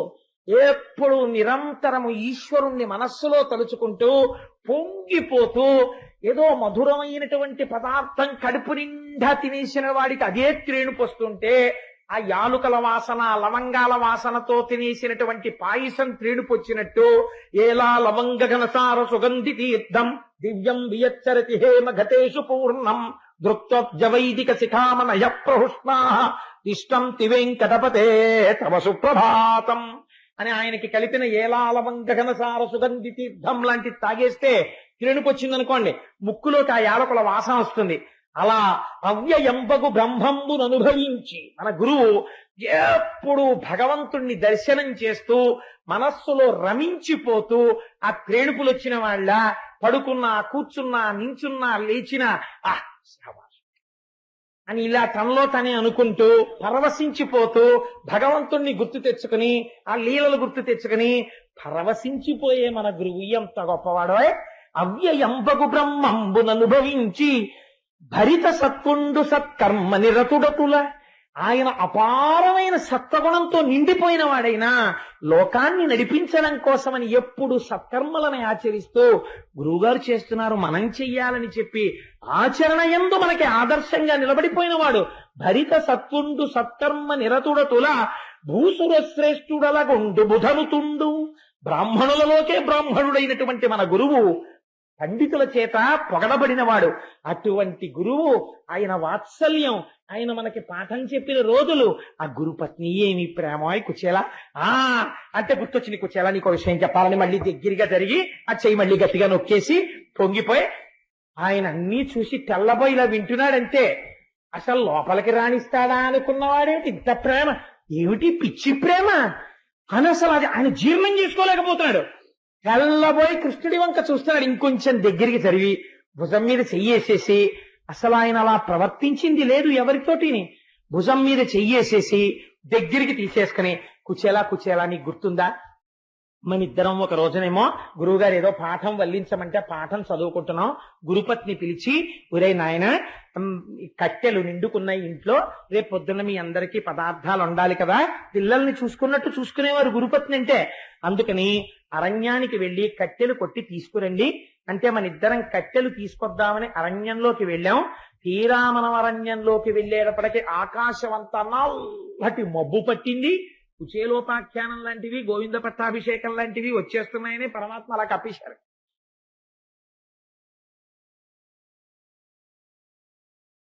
కాబట్టి ఆ నల్లటి మబ్బు పట్టి చీకటిగా అయిపోయింది. బ్రహ్మాండమైన వర్షం, ఏనుగు తొండము ఎంతలా ఉంటుందో అంతటి ధార పడిపోయింది. పల్లం లేదు, మిట్టా లేదు, ఏమీ తెలియకుండా జలంతో నిండిపోయింది అరణ్యం. మనకి దారి తెలియలేదు. ఆ కటిక చీకటిలో దారి తప్పిపోయి ఎటో వెళ్ళిపోయాం మనం. తెల్లవారిపోయింది. ఈలోగాను వర్షం తగ్గిపోయింది. మనం ఎక్కడున్నామా అని మనం వెతుక్కుంటున్నాం. ఇంతలోకే అయ్యో పాపం కట్టెల కోసం పిల్లలు, ఆయన ఏదో శనగలు తినేశాడు, మరమరాలు తినేశాడు, కృష్ణుడికి పెట్టలేదు, ఇలాంటి పిచ్చ కథలు ఏవి భాగవతంలో చెప్పలేదు, పోతనామాచుల వారు చెప్పలేదు, వ్యాసుడు చెప్పలేదు. మహాభాగవతుడిని నింద చేసినట్టు అవుతుంది కూడా అలాంటి మాటలు అంటే. కాబట్టి మన ఇద్దరం కలిసి వెతుక్కుంటుంటే మన గురువు గారు మనని వెతుక్కుంటూ ఎదురొచ్చారు. అయ్యో పిల్లలు సాయంకాలం వెళ్ళారు, జాడలేరు, ఏమైపోయారో అని ఓ కుచేలా ఓ కృష్ణ అని వెతుక్కుంటూ వస్తున్నారు. మనం గురువు గారిని చూసి గురువుగారు అని ఎదురుగుండా పరిగెత్తుకుంటూ వెడితే గురువుగారు మన ఇద్దరిని చూసి రెండు చేతులతో కౌగలించేసుకుని కథ కథ ఇట్లు మా కొరకు కాపచరించి ఈ మహాటవిన్ సముత్కట పరిపీడనుందితిరి మీ రుణము తీరుటకిది కారణంబు. విస్ఫుట ధన ధాన్య బంధు దార పుత్ర బహుపుత్ర జయాయు విభూతులు పొందుదిరన్నడు అని వరంచాడు.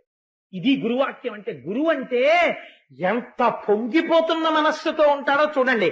అంతేకాని గురువు అంటే ఓహో శాసనం చేసేసి బెంగెట్టుకునేటట్టు హడిలిపోయేటట్టు ఉండడు. ఎంత ప్రసన్నంగా వెన్నపూస ఎలా ఉంటుందో గురువు హృదయం అలా ఉంటుంది. ఆయన అన్నాడు కట కట, అయ్యయ్యో పిల్లలారా ఆవిడ చెప్పిందని మీరు అడవిలోకి వెళ్ళిపోయారా నాన్న? సముత్కట పరిపీడనుందితిరి, రాత్రంతా అడవిలో ఉండిపోయారా ఈ చీకట్లో?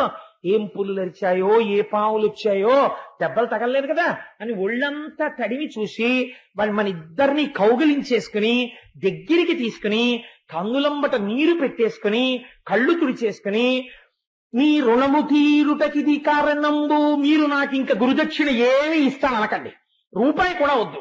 ఎందుకంటే వెళ్ళిపోయే ముందు అడుగుతారు, మాట వరసకు అడుగుతారు, గురువు గారు మీకు ఏమన్నా దక్షిణ ఇవ్వమా అంటారు. ఏం అక్కర్లేదురా, మీరు నేర్చుకున్నది చాలంటాడు గురువు. ఆ మాట కూడా మీరు అనకండి. ఎందుకో తెలుసా? మీరు నాకు దక్షిణ ఇచ్చేశారు. ఎందుకు ఇచ్చేశారో తెలుసా? నా మాట కోసం రాత్రంతా అడవిలో ఉండిపోయారా నాన్న మీరు? అందుకని మీ రుణము తీరుటకిది కారణంబు. విస్ఫుట, మీరు నా కోసం గురువు గారి మాట కోసం ఒక రాత్రంతా కట్టెల కోసం ఇంత కష్టపడ్డారు కాబట్టి మీకు అపారమైనటువంటి ధనము ధాన్యము బంధువులు భార్యలు పుత్రులు అనేక రకములైన విభూతులతో మీరు శోభించగరుగాక అని ఆశీర్వచనం చేశాడు. ఏ ఉదారుడయా మన గురువు పుచ్చేలా. అటువంటి గురువు ఆయన దగ్గర చదువుకుని కదా మనం ఈ స్థితికి వచ్చాం. ఏం అదృష్టమో కుచేలా అని దగ్గరికి తీసుకుని ఏమడిగాడయ్యా మన్ని? ఎప్పుడైనా మన్ని నాకేం తెస్తారా మీరు రాజధానికి వెడితే అని మన అడిగాడా? మనం ఇంటికి వెడుతున్నప్పుడు నాకేం తెచ్చారా అని అడిగాడా?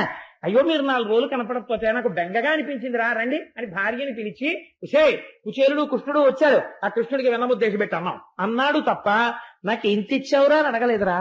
ఎప్పుడు అడగడం తెలియని వాడు రా మన గురువు, మనకి పెట్టినవాడు. కుచేలా ఆ గురువు గారిని తలుచుకుంటే ఎంత సంతోషంగా ఉంటుందో అని.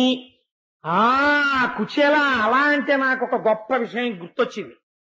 అలా ఎవరి దగ్గరకైనా విడితే ఏమైనా పట్టుకెళ్లాలంటుండేవారు కదా మన గురువు గారు. నువ్వేమి ఇవ్వమే, ఇంత ప్రేమగా నా దగ్గరికి వచ్చిన వాడివి నాకేదో తెచ్చే ఉంటావు, నువ్వు ఏమీ తేకుండా ఎందుకు వస్తావు, ఏదో తెచ్చటం, ఏం తెచ్చావో చెప్పవాయ్ అని గబగబా తడివేస్తున్నాడు. సిగ్గుపడిపోయాడు కుచేలుడు. ఏమనిస్తాడు? లక్ష్మీనాథుడు ఆయన, అంతటి ఐశ్వర్యవంతుడు ఆయన. ఆయనకి తానేమిస్తాడు?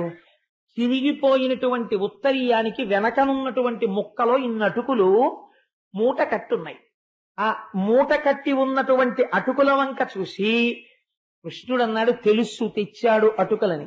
దళమైన పుష్పమైనను ఫలమైనను సలిలమైన బాయని భక్తిన్ పొలిచిన జనులర్పించిన ఎలమిన్ రుచిరాన్నముగ నేను భుజింతున్ అన్నాడు. కుచేలా చాలా ఐశ్వర్యవంతుడని నాకు చాలా మంది కానుకలు పట్టుకొచ్చి ఇస్తుంటారు. నీకు ఇంకోటి తెలుసా? ఈ మధ్య నేను గురువునయ్యాను, నన్ను జగద్గురు అంటుంటారు. జగద్గురు అని నన్ను చాలా మంది నమస్కారాలు చేస్తారు, చాలా మంది పట్టుకొచ్చి ఏవేవో ఇస్తుంటారు. అవన్నీ నేను తింటాను అనుకున్నావా? నేనేం నోట్లో వేసుకోను. ఎందుకు వేసుకోనో తెలుసా? నాకొక రహస్యం తెలుసు. వాళ్ళందరూ నా యందు ప్రీతితో నేనే తినాలని తెచ్చినవి కావు, నాకున్నాయన్న ఆడంబరానికి తెచ్చి ఇచ్చిన వాళ్ళు ఉన్నారు. నేను ముట్టుకోను. నేను ముట్టుకునేవి ఏవి ముట్టుకుంటానో తెలుసా? దళమైన పుష్పమైనను, ఒక ఆకు, ఒక పువ్వు, ఒక పండు, సలిలమైనను ఇన్ని నీళ్లు భక్తితో పట్టుకొచ్చి ఎవరైనా ఇస్తే ఇలమిన్ రుచిరాన్నముగా నేను భుజింతున్, పాయసాన్నం తిన్నట్టు తింటాను అవి కుచేలా. నేను భక్తితో తెచ్చిన దానికి అంత పెద్ద పెట్టేస్తాను అవి. అంతేకాని ఆడంబరానికి తెచ్చిన వాటిని తీసి పక్కన పెట్టేస్తాను, దాని వంట కూడా చూడను. వాళ్ళకి తెలీదు నేను తెచ్చానని తెస్తూ ఉంటారు అని. ఎంత చిత్రమైన మాట అన్నాడో చూడండి. కుచేలా, నేను ఈ విషయంలో నీకు ఒక మాట చెప్పాలనుకుంటున్నాను. ఆ అసలు యజ్ఞం చేసిన వాళ్ళకన్నా, యాగం చేసిన వాళ్ళకన్నా, పెద్ద పెద్ద పూజలు చేసిన వాళ్ళకన్నా నాకు ఎవరంటే ఇష్టమో తెలుసా? గురువు గారి మాటకి కట్టుబడిపోయే వాళ్ళంటే నాకు ఇష్టం. నేను అలాంటి వాళ్ళని చాలా ఇష్టపడతాను. కుచేలా, మనకి కుచేలుణ్ణి అడ్డు పెట్టి లోకానికి బోధ చేశాడు స్వామి. చేసి ఒక మాట అన్నాడు, నువ్వు నాకేదో కానుక తెచ్చుంటావో, ఇంత ప్రీతిగా ఇంత దూరం వచ్చిన వాడివి, కృష్ణుడు కృష్ణుడు కృష్ణుడని వచ్చి నాకేమీ తాకుండా ఉంటావా? కాబట్టి తెచ్చే ఉంటావు. ఇవ్వట్లేదు నాకు. నువ్వు ఇవ్వకపోతే నేను పుచ్చుకోనేటి? నువ్వు స్నేహితుడివి, నీ దగ్గర నాకు చొరవలేదా? నేనే పుచ్చేసుకుంటానని తడిమాడు. తడిమితే ఇక్కడ చిన్న మూట తగిలింది. తెచ్చావు, తేనట్టుగా చెప్తామే అని దాన్ని ఇలా లాగాడు. లేకపోతే అదో ఇంత మూట. ఆ మూట జాగ్రత్తగా విప్పాడు. కొంచెం గట్టిగా విప్పితే చిరిగిపోయి కింద పడిపోతాయి అటుకులన్నీ. పాపం ఆయన కట్టుకున్న వస్త్రం అటువంటిది. ఆ మూట విప్పి దోసిట్లోకి తీసుకున్నాడు. తీసుకుంటే ఇన్ని అటుకులు వచ్చాయి. ఇలా ఎడం చేతిలో పోసుకుని, చిత్రం ఏమిటో తెలుసా అండి, ఆ వస్త్రంలో అటుకులు ఉండగానే వస్త్రంతో పాటు ఎడం చేత్తో పట్టుకున్నాడు. కుచేలుడి వస్త్రంలో ఉన్న అటుకుల్ని కుచేలుడి చేతి దగ్గరే, మోచేతి దగ్గర ఇలా పట్టుకుని, అబ్బబ్బబ్బా నా కోసం అటుకులు తెచ్చావా? ఎంత ఇష్టమో అటుకులంటే నాకు. ఇవాళ అటుకులేలా ఉంది ప్రసాదం. బహుశా అటుకులు నాకు ఎంత ఇష్టమో తెలుసా కుచేలా? ఇది మనసరిగిన స్నేహితుడంటే. మరి చెప్పమే బడాయి దాచేసి అని మురహరుడు పిటికెట తొక్కుల కర్రమొప్పగ నారగించి కౌతూహలియై మరి ఒక పిడికెడు కొనత కర్రమప్పుడు పట్ట కమల కర్ర కమలమునన్. ఏటి పోతన గారి పద్యాలండి, పొంగిపోయారు మా పోతన గారు అది రాయడంలో. ఇలా ఆ బట్టలో ఉన్నటువంటి అటుకులు ఓ గుప్పెడు తీసుకుని, కుచేలా నువ్విచ్చిన ఈ అటుకులతో 14 బ్రహ్మాండములు తృప్తి పడిపోతున్నాయి, అంతటా ఆయనేగా ఉన్నాడు అని నోట్లో పోసుకున్నట్టు. ఇలాగా పోసుకునేటప్పటికి 14 భువన భాండములలో ఉన్న సమస్త జీవరాశులు బ్రేవ్ మంత్రించి తేంచి ఇంకా ప్రీతి ఆగక ఇంకొక పిడికెడు తీసి మళ్ళీ పోసుకుంటున్నాడు. ఆయన చూసింది రుక్మిణీదేవి. కభాల వచ్చి కర్రమప్పుడు పట్ట కమల కర్ర కమలమునన్. ఆ కమలమ్మ గారు వచ్చి ఠక్కన పట్టుకుని చెయ్య పట్టుకుని, నారాయణ చాలు మీరు తిన్నది, ఇక తినకండి. ఎందుకు తినద్దానాలి?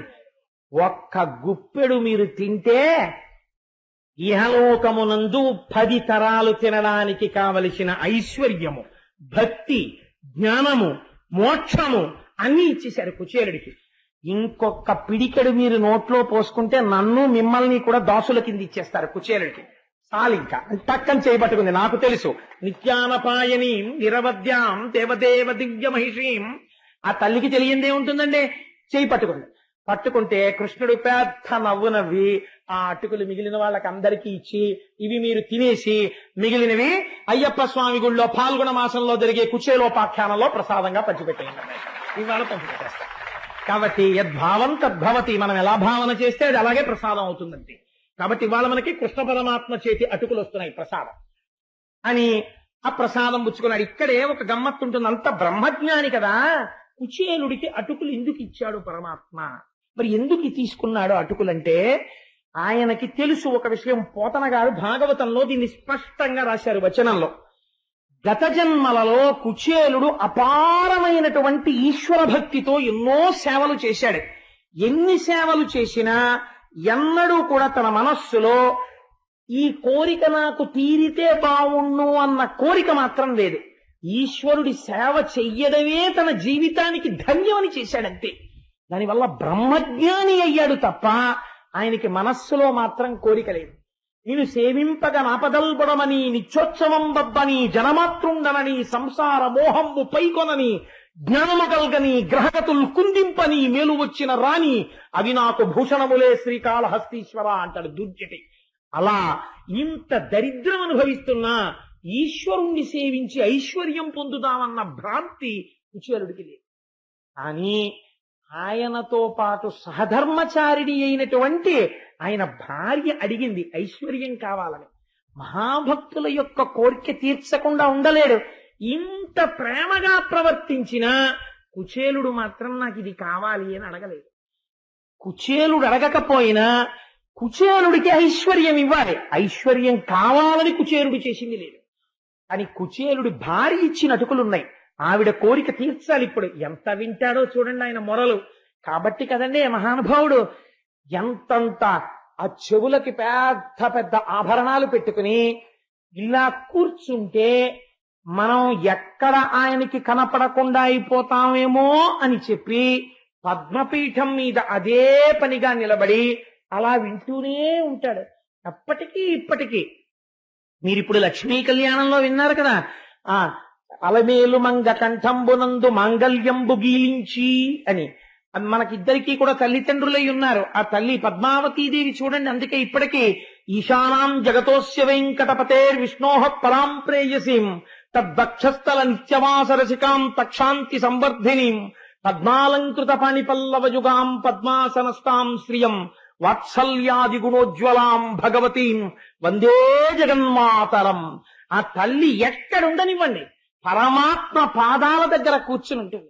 మీరు చూడండి, అలివేలు మంగాపట్నంలో మీరు ఇలా రాజద్వారం దాటి మెట్లు దిగి లోపలికి వెళ్లి కుడి చేతి పక్కకి తిరిగి ఆ లోపలికి వెళ్లి కుంకుమార్చన టికెట్ తో అమ్మవారి యొక్క రాజద్వారం ముందు నిలబడితే చక్కగా పద్మాసనం వేసుకుని ఇలా తన పాదములు చూపిస్తూ ఎవరు నా పాదములు నమ్మారో వారికి సంసారము ఇక్కడ వరకే వస్తుంది అన్నట్లుగా, ఒరే నాన్న నువ్వు నోరు తెరిచి అడగక్కర్లేదురా, నువ్వు పిల్లాడివి, ఇంత దూరం నా కోసం వచ్చావా, ఇంకా మళ్ళీ నువ్వు నోరు విప్పి అడిగితే నాకు సిగ్గు, నువ్వు నోరు విప్పి అడక్కో, నీకేం కావాలో నేను ఇచ్చేస్తాను నాన్న అని ఇలా వరదముద్ర పడుతుంది అమ్మ. అమ్మ అంటే అంతే కదండి. ఇలా వరదముద్ర పట్టి నువ్వు అలా నా పాదాలు నమ్ము, నీకేం బెంగలేదు అని చక్కగా ఇలా పట్టి చక్కటి తిలకం పెట్టుకుని అంచు కనపడేటట్టుగా ఇన్ని కుచ్చిళ్లతో పట్టు చీర కట్టుకుని అన్ని ఆభరణాలు వేసుకుని పద్మావతీదేవిగా కూర్చుని ఉంటుంది. పక్కన ఎవరుంటారు? బలరాముడు కృష్ణుడు ఉంటారు. బలరాముడు కృష్ణుడు పక్కన శ్రీదేవి భూదేవి సహితుడైనటువంటి వెంకటాచలపతి. మీరు ప్రదక్షిణంలో అలా తిరిగితే చుక్కలు చుక్కలు చుక్కలు చుక్కలు పెట్టుకున్నటువంటి అనంతుడు. ఆ అనంతుణ్ణి దాటి ఇటువైపు వస్తే నల్లటి బోర్డర్ లో మళ్ళీ ఆ శిఖరంలో మళ్ళీ పద్మావతీదేవి లక్ష్మీదేవి. మీరు హాయిగా నేల మీద పడి ప్రణిపాతం చేసి ఆ నిచ్చెనెక్కి కిందకి దిగితే ప్రసాదం కౌంటర్ లో ఇంత ప్రసాదం తీసుకుని నోట్లో వేసుకుని ఆ పంపులో చేతులు కడిగేసుకుని బయటికి వచ్చేసి గోవిందరాజస్వామి వారి గుళ్ళోకి వెళ్ళారనుకోండి, మళ్ళీ బయట గోవిందరాజస్వామి వారి గుడికి రోడ్డుకి యువతల పైపున ఉన్నటువంటి హనుమ పాదాలకు ఒక్క నమస్కారం చేసుకుని ఇలా నిలబడి ఉంటాడు మహానుభావుడు. ఈ రెండు చేతుల మధ్యలో గీత కూడా కనబడుతుంది స్పష్టంగా, తెల్లటి గీత గీసి చుక్కలు పెట్టుంటాయి. ఇలా చూస్తూ ఉంటాడు గోవిందరాజస్వామి వారి వంక. ఆ క్షేత్రపాలకుడైనటువంటి హనుమకు నమస్కరించి మీరు లోపలికి వెళ్ళండి. పుండరీకవల్లి అన్న పేరుతో ఉంటుంది మళ్ళీ లక్ష్మీదేవి. చిత్రం ఏమిటో తెలుసా అండి, ఆవిడ మాంగళ్యాన్ని దర్శనం చేస్తే భర్తకొచ్చేటటువంటి ప్రమాదం గట్టెక్కేస్తుంది. అందుకే ఆవిడ మంగళసూత్రాలు బయటికి వేసుకు కూర్చుంటుంది పుండరీకవల్లి. నాతో వచ్చిన వాళ్ళకి నేను చెప్తుంటాను, అమ్మవారి మాంగళ్యం దర్శనం చెయ్యండి అని. ఇంతంత మంగళసూత్రాలు పెద్ద పెద్దవి కనపడుతుంటాయి. అలా కూర్చుని ఉంటుంది. మీరు ఇలా లోపలికి వెళ్లి గోవిందరాజస్వామి వారి గుళ్ళో పెడుతుంటే చక్కటి ఏసీ పెడస్టల్ ఫ్యాన్స్ మించి తగులుతుంటుంది. ఆ లోపలికి వెడితే స్వామి ఇలా విరాజమానుడై చక్కగా ఇలా తల కింద చేయి పెట్టుకుని పడుకుని ఉంటారు. ఆ పొట్ట మీద నుంచి ఇలా తులసిమాలన్నీ వేసేసి ఉంటాయి. మళ్ళీ పాదాల దగ్గర ఎవరు? మళ్ళీ అమ్మవారే. ఆ పాదాల దగ్గర కూర్చుని పాదాలు వచ్చేస్తుంటుంది శ్రీదేవి భూదేవి. మధుకైటభులన్న రాక్షసులు, ఆ నాభికమలంలోంచి చతుర్ముఖ బ్రహ్మగారు.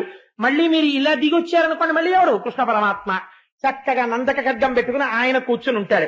ఇలా దిగి మీరు వచ్చారనుకోండి, గొల్ల కంపు, గొల్ల బుట్ట, గొల్ల కొప్పు వేసుకుని ముందు మదகளித்து நோடாத தோல்வழியம் அந்த கோபாலன் மருமகளே நிப்பின்னாய் கந்தம் கமலும் களலி கடைத்திரவாய் வந்த எங்கும் தோழிகளை தனுகான் மாதவி பந்தல் மேல் பல்கால் பீலி அங்கன் குவினகான் பந்தார் விரலிவன் மைத்துனன் பேர்ப்பாடா చందామరైక్యాల్ చీరాల్ వలయొళిప్ప వంద తిరవాయ్ మగలిందు ఏవో రెంబావాయ్ అని 18వ పాశురంలో తిరుప్పావైలో అడుగుతుంటాం కదా. అటువంటి చేతులతో ఆ తల్లి గోదాదేవి అక్కడ నిలబడి ఉంటుంది. దాటి అలా ముందుకెడితే శ్రీదేవి భూదేవి సహితుడైనటువంటి శ్రీ వెంకటేశ్వరుడు. ఆయన్ని దర్శనం చేసుకుని మీరు బయటికి వచ్చి, వాళ్ళ శనివారం కదండి, నా మనస్సు వెళ్ళిపోయింది, ఆ కోరిక తీర్చేసుకుంటున్నా, అసలు రహస్యం అది. ఒక్కసారి కొండెక్కేస్తే అక్కడ హాయిగా క్షేత్రపాలక హనుమ ఆ బేడి ఆంజనేయ స్వామి వారు నిలబడి ఉంటారు. ఆయన పాదాలకు నమస్కారం చేసి దిగి ఆ కోనేటి దగ్గరున్న వ్యాసరాయ ప్రతిష్ఠిత హనుమకి నమస్కరించి ఆ కోనేటిలో స్నానం చేసి శంకర భగవత్పాదుల పాదాలకి నమస్కరించి ఆ మెట్లెక్కి నలుగురు శిష్యులతో ఉన్న ఆదిశంకరాచార్యులు వారి దర్శనం చేసుకుని ఆదివరాహమూర్తి గుళ్ళోకెడితే ఇలా అడ్డంగా లక్ష్మీదేవి ఆదివరాహమూర్తి ఇలా పడుకుని వాళ్ళిద్దరినీ దర్శనం చేసుకుని నమస్కరించి శ్రీ వెంకటేశ్వరుడి గుడి రాజద్వారం దగ్గరకు వచ్చేటప్పటికి ఆ గొట్టంలోంచి వస్తున్నటువంటి నీళ్లలో కాళ్లు కడిగేసుకుని అటు ఇటు ఉన్నటువంటి శంఖనిధి పద్మనిధి ఇద్దరిని దర్శనం చేసుకుని అది దాటి ముందుకొస్తే ఎడమ చేతి పక్క కృష్ణరాయల వారి వంశంలో స్వామిని సేవించుకున్న అచ్యుతరాయల వారి యొక్క మూర్తిని చూసి ఇంకొంచెం ముందుకెడితే ఎడం చేతి పక్కన రంగనాయకుల మంటపం, అక్కడే తులాభారం అనేటటువంటి పెద్ద త్రాసు, కుడి చేతి పక్కన అద్దాల మంటపం, దాని నిండా అద్దాలు, అందులో ఉన్నటువంటి ఊయల, చిన్న చిన్న చతురస్రాల్లాంటి గళ్ళు, అందులోంచి లోపలికి కనపడుతున్నటువంటి ఆ అద్దాల మంటపం, అది దాటితే పెద్ద ధ్వజస్తంభం, దానికి కట్టినటువంటి దర్భలు, ఈశాన్యం మూల ఉన్నటువంటి క్షేత్రపాలక శిల, అది దాటి క్యూ తాడుకిటు పక్కకెళ్లేటప్పటికి పెద్ద పెద్ద మెట్లు, ఆ మెట్ల దగ్గర పెద్ద మెట్టుకో నమస్కారం చేసి ఇలా ఎదురుగుండా చూడగానే అద్దాల పేటికలో ఇలా పడుకున్నటువంటి ఆ శ్రీరంగనాథుడు, ఎడమ పక్కకి తాళ్ళలోంచి వెళ్ళగానే చిన్న గుడి, అందులో కంచి వరదరాజస్వామి, ఆ వరదరాజస్వామికి ఒక నమస్కారం చేసుకుని ఇలా తిరిగి ఆలయం లోపలికి వెళ్ళగానే ఓం నమో నారాయణాయ అనో లేకపోతే ఓం నమో వెంకటేశాయ అనో వినపడుతుంటే ఆ గడప దాటి లోపలికి వెళ్లి ఆ పక్కన ఇలా రెక్కలు విప్పుతున్నటువంటి గరుత్మంతుణ్ణి చూసి ఒక్క నమస్కారం చేసి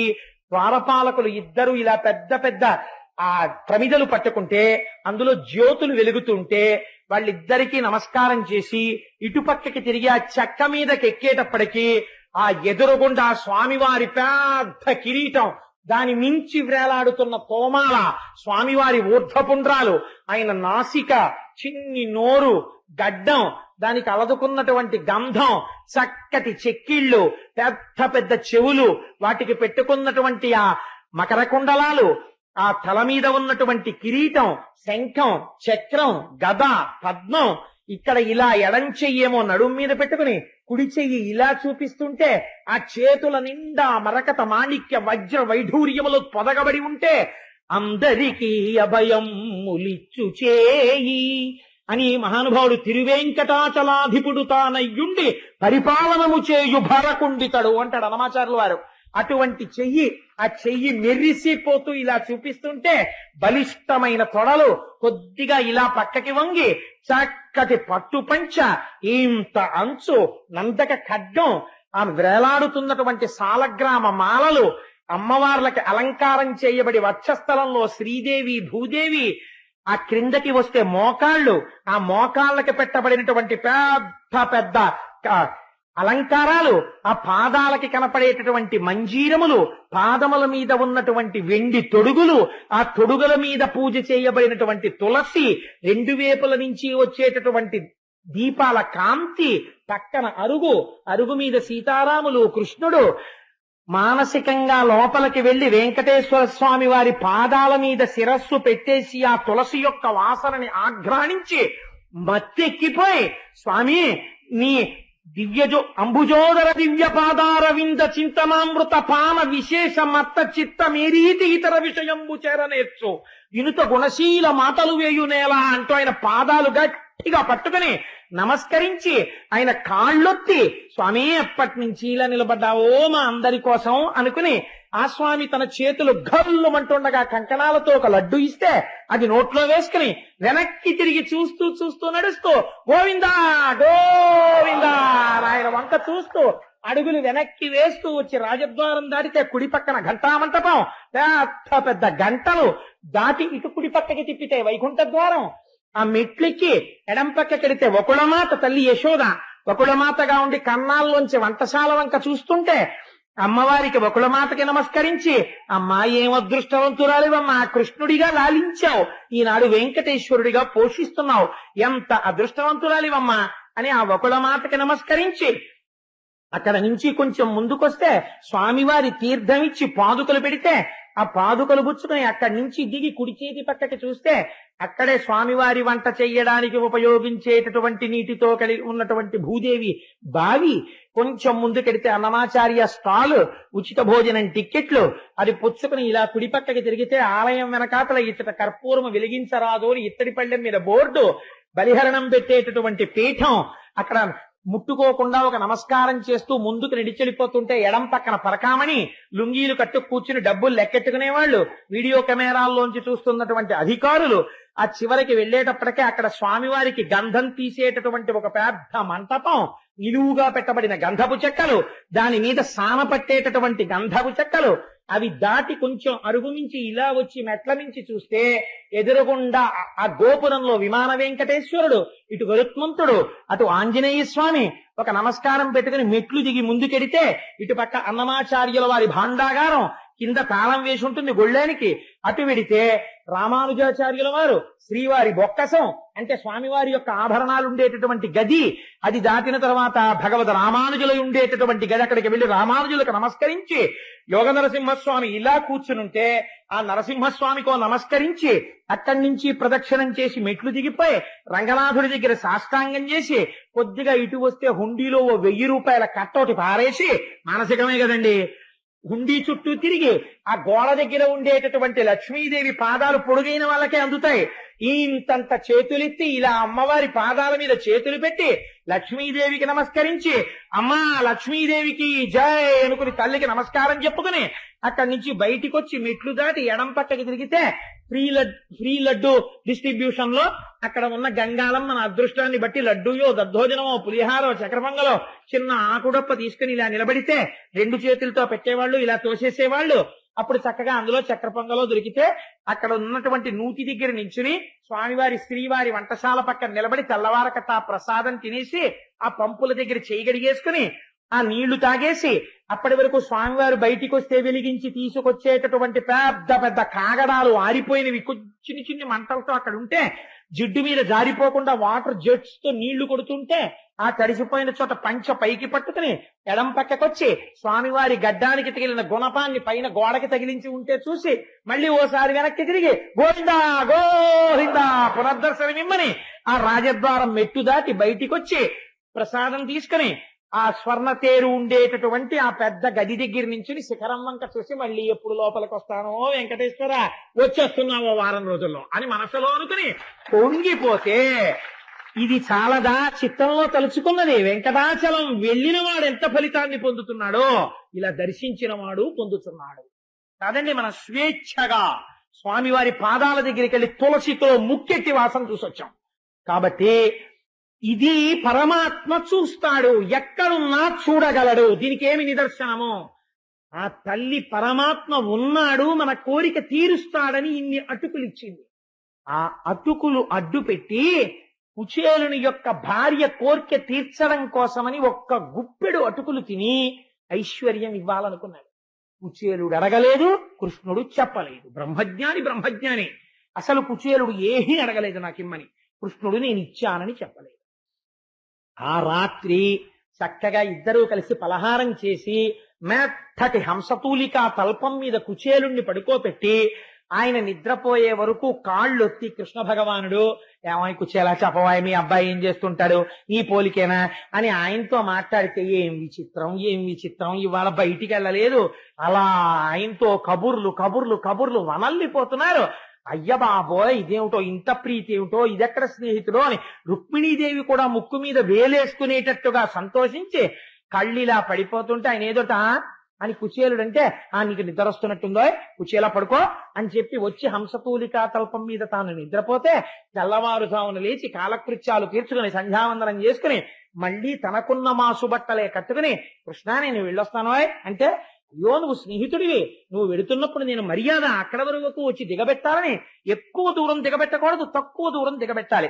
అందుకని కొద్దిగా గడప దాటి బయటికి వచ్చి దిగబెట్టి లోపలికి కృష్ణ పరమాత్మ వెడితే ఆ నడిచి వెళ్ళిపోతున్నటువంటి కుచేలుడు అనుకున్నట్ట ఏమి నా భాగ్యం, ఏ పరమాత్మ యొక్క దర్శనాన్ని కొన్ని కోట్ల మంది అడుగుతారో వాడితో కలిసి కూర్చున్నానా, వాడు నా చేతులు పట్టుకున్నాడా, ఓయ్ కుచేలా అని దగ్గరికి తరిగాడా, ఇలా నా ఒళ్ళు తడిమి ఆ అటుకులు తిన్నాడా?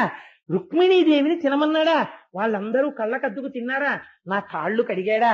ఏమి సౌజన్యం నా సఖుడిది, ఏమి ఆనందం! ఇంకింతకన్నా నాకు జీవితంలో ఏం భాగ్యం కావాలి అనుకున్నాక గుర్తొచ్చింది, మా ఆవిడ డబ్బుల కోసం పంపించింది కదా. అప్పుడు అనుకున్నాడు, అదేమిటి నేను అడగడం ఏమిటి, ఇన్ని అడిగిన వాడు నా బట్టలు చూసైనా ఇవ్వద్దు. ఇప్పుడు గుర్తొచ్చింది ఎందుకు ఇవ్వలేదు. శ్రీనిధి ఇట్లు నన్ను పచరించి ఘనంబుగ విత్తమేమియున్ ఈయక ఉండుటకు హేతువు జ్యోతకంబయ్యే.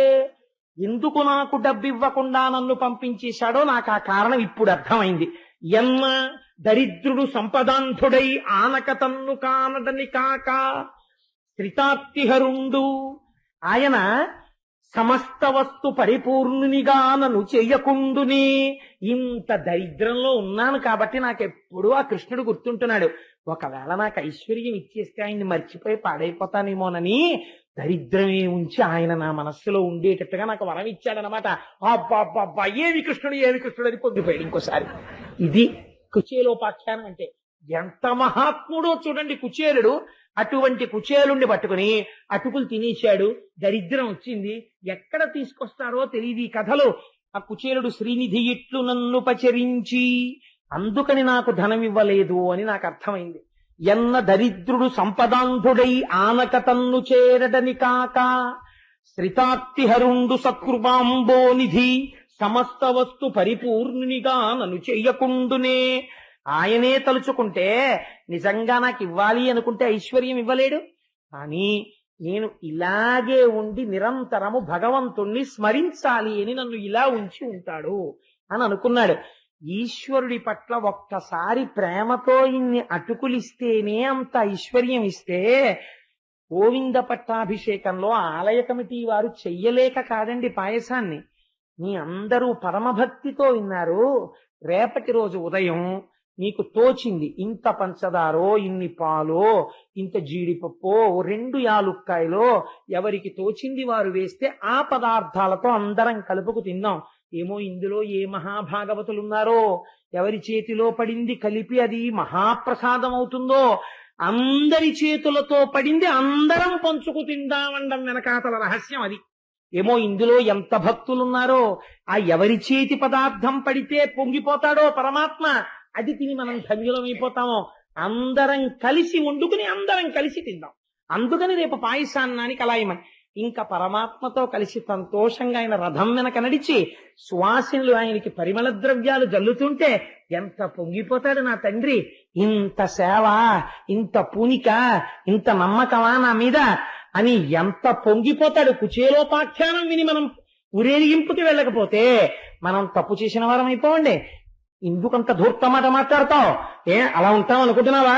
నువ్వు అలా అనకూడదని మీరు అంటారని నాకు తెలుసు. అదో చాపల్యం, అందుకని అన్నానంతే. కాబట్టి సంతోషంగా కుచేలుడు తన ఊరు చేరుకున్నాడు. తన ఊరు చేరుకుని తన ఇల్లు ఉన్నటువంటి చోటుకి వెళ్లి చూశాడు.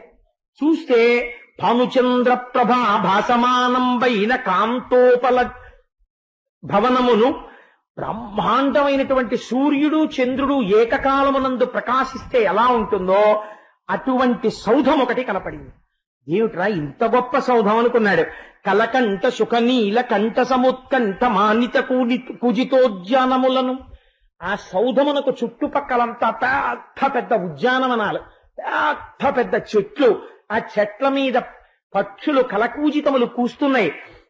రత్నములు, వజ్రములు, వైఢూర్యములు, మాణిక్యములు, తాపడములు చేయబడినటువంటి అరుగులు, బంగారముతో నిర్మించబడినటువంటి గోడలు, స్తంభములు, మంచి మంచి సరోవరాలు, అందులో కారండవములు, హంసలు మొదలైన పక్షులు, కొన్ని లక్షల మంది పరిచారికలు, ఎక్కడ చూసినా రత్నాల రాసులు. ఎందరో అతిథులు వస్తున్నారు, భోజనం చేస్తున్నారు, అన్నదాత సుఖీభవ అని ఆశీర్వచనం చేస్తున్నారు, వెళ్ళిపోతున్నారు. కలకంఠ సుఖనీల కంఠ సముత్కంఠ మనిత కూజితోద్యానములను పుల్ల సితాంభోజ హల్లక కహ్లార. ఎన్ని చెట్లు, ఒక చెట్టు కాదు, 2 చెట్లు కాదు, అనేకమైనటువంటి చెట్లు.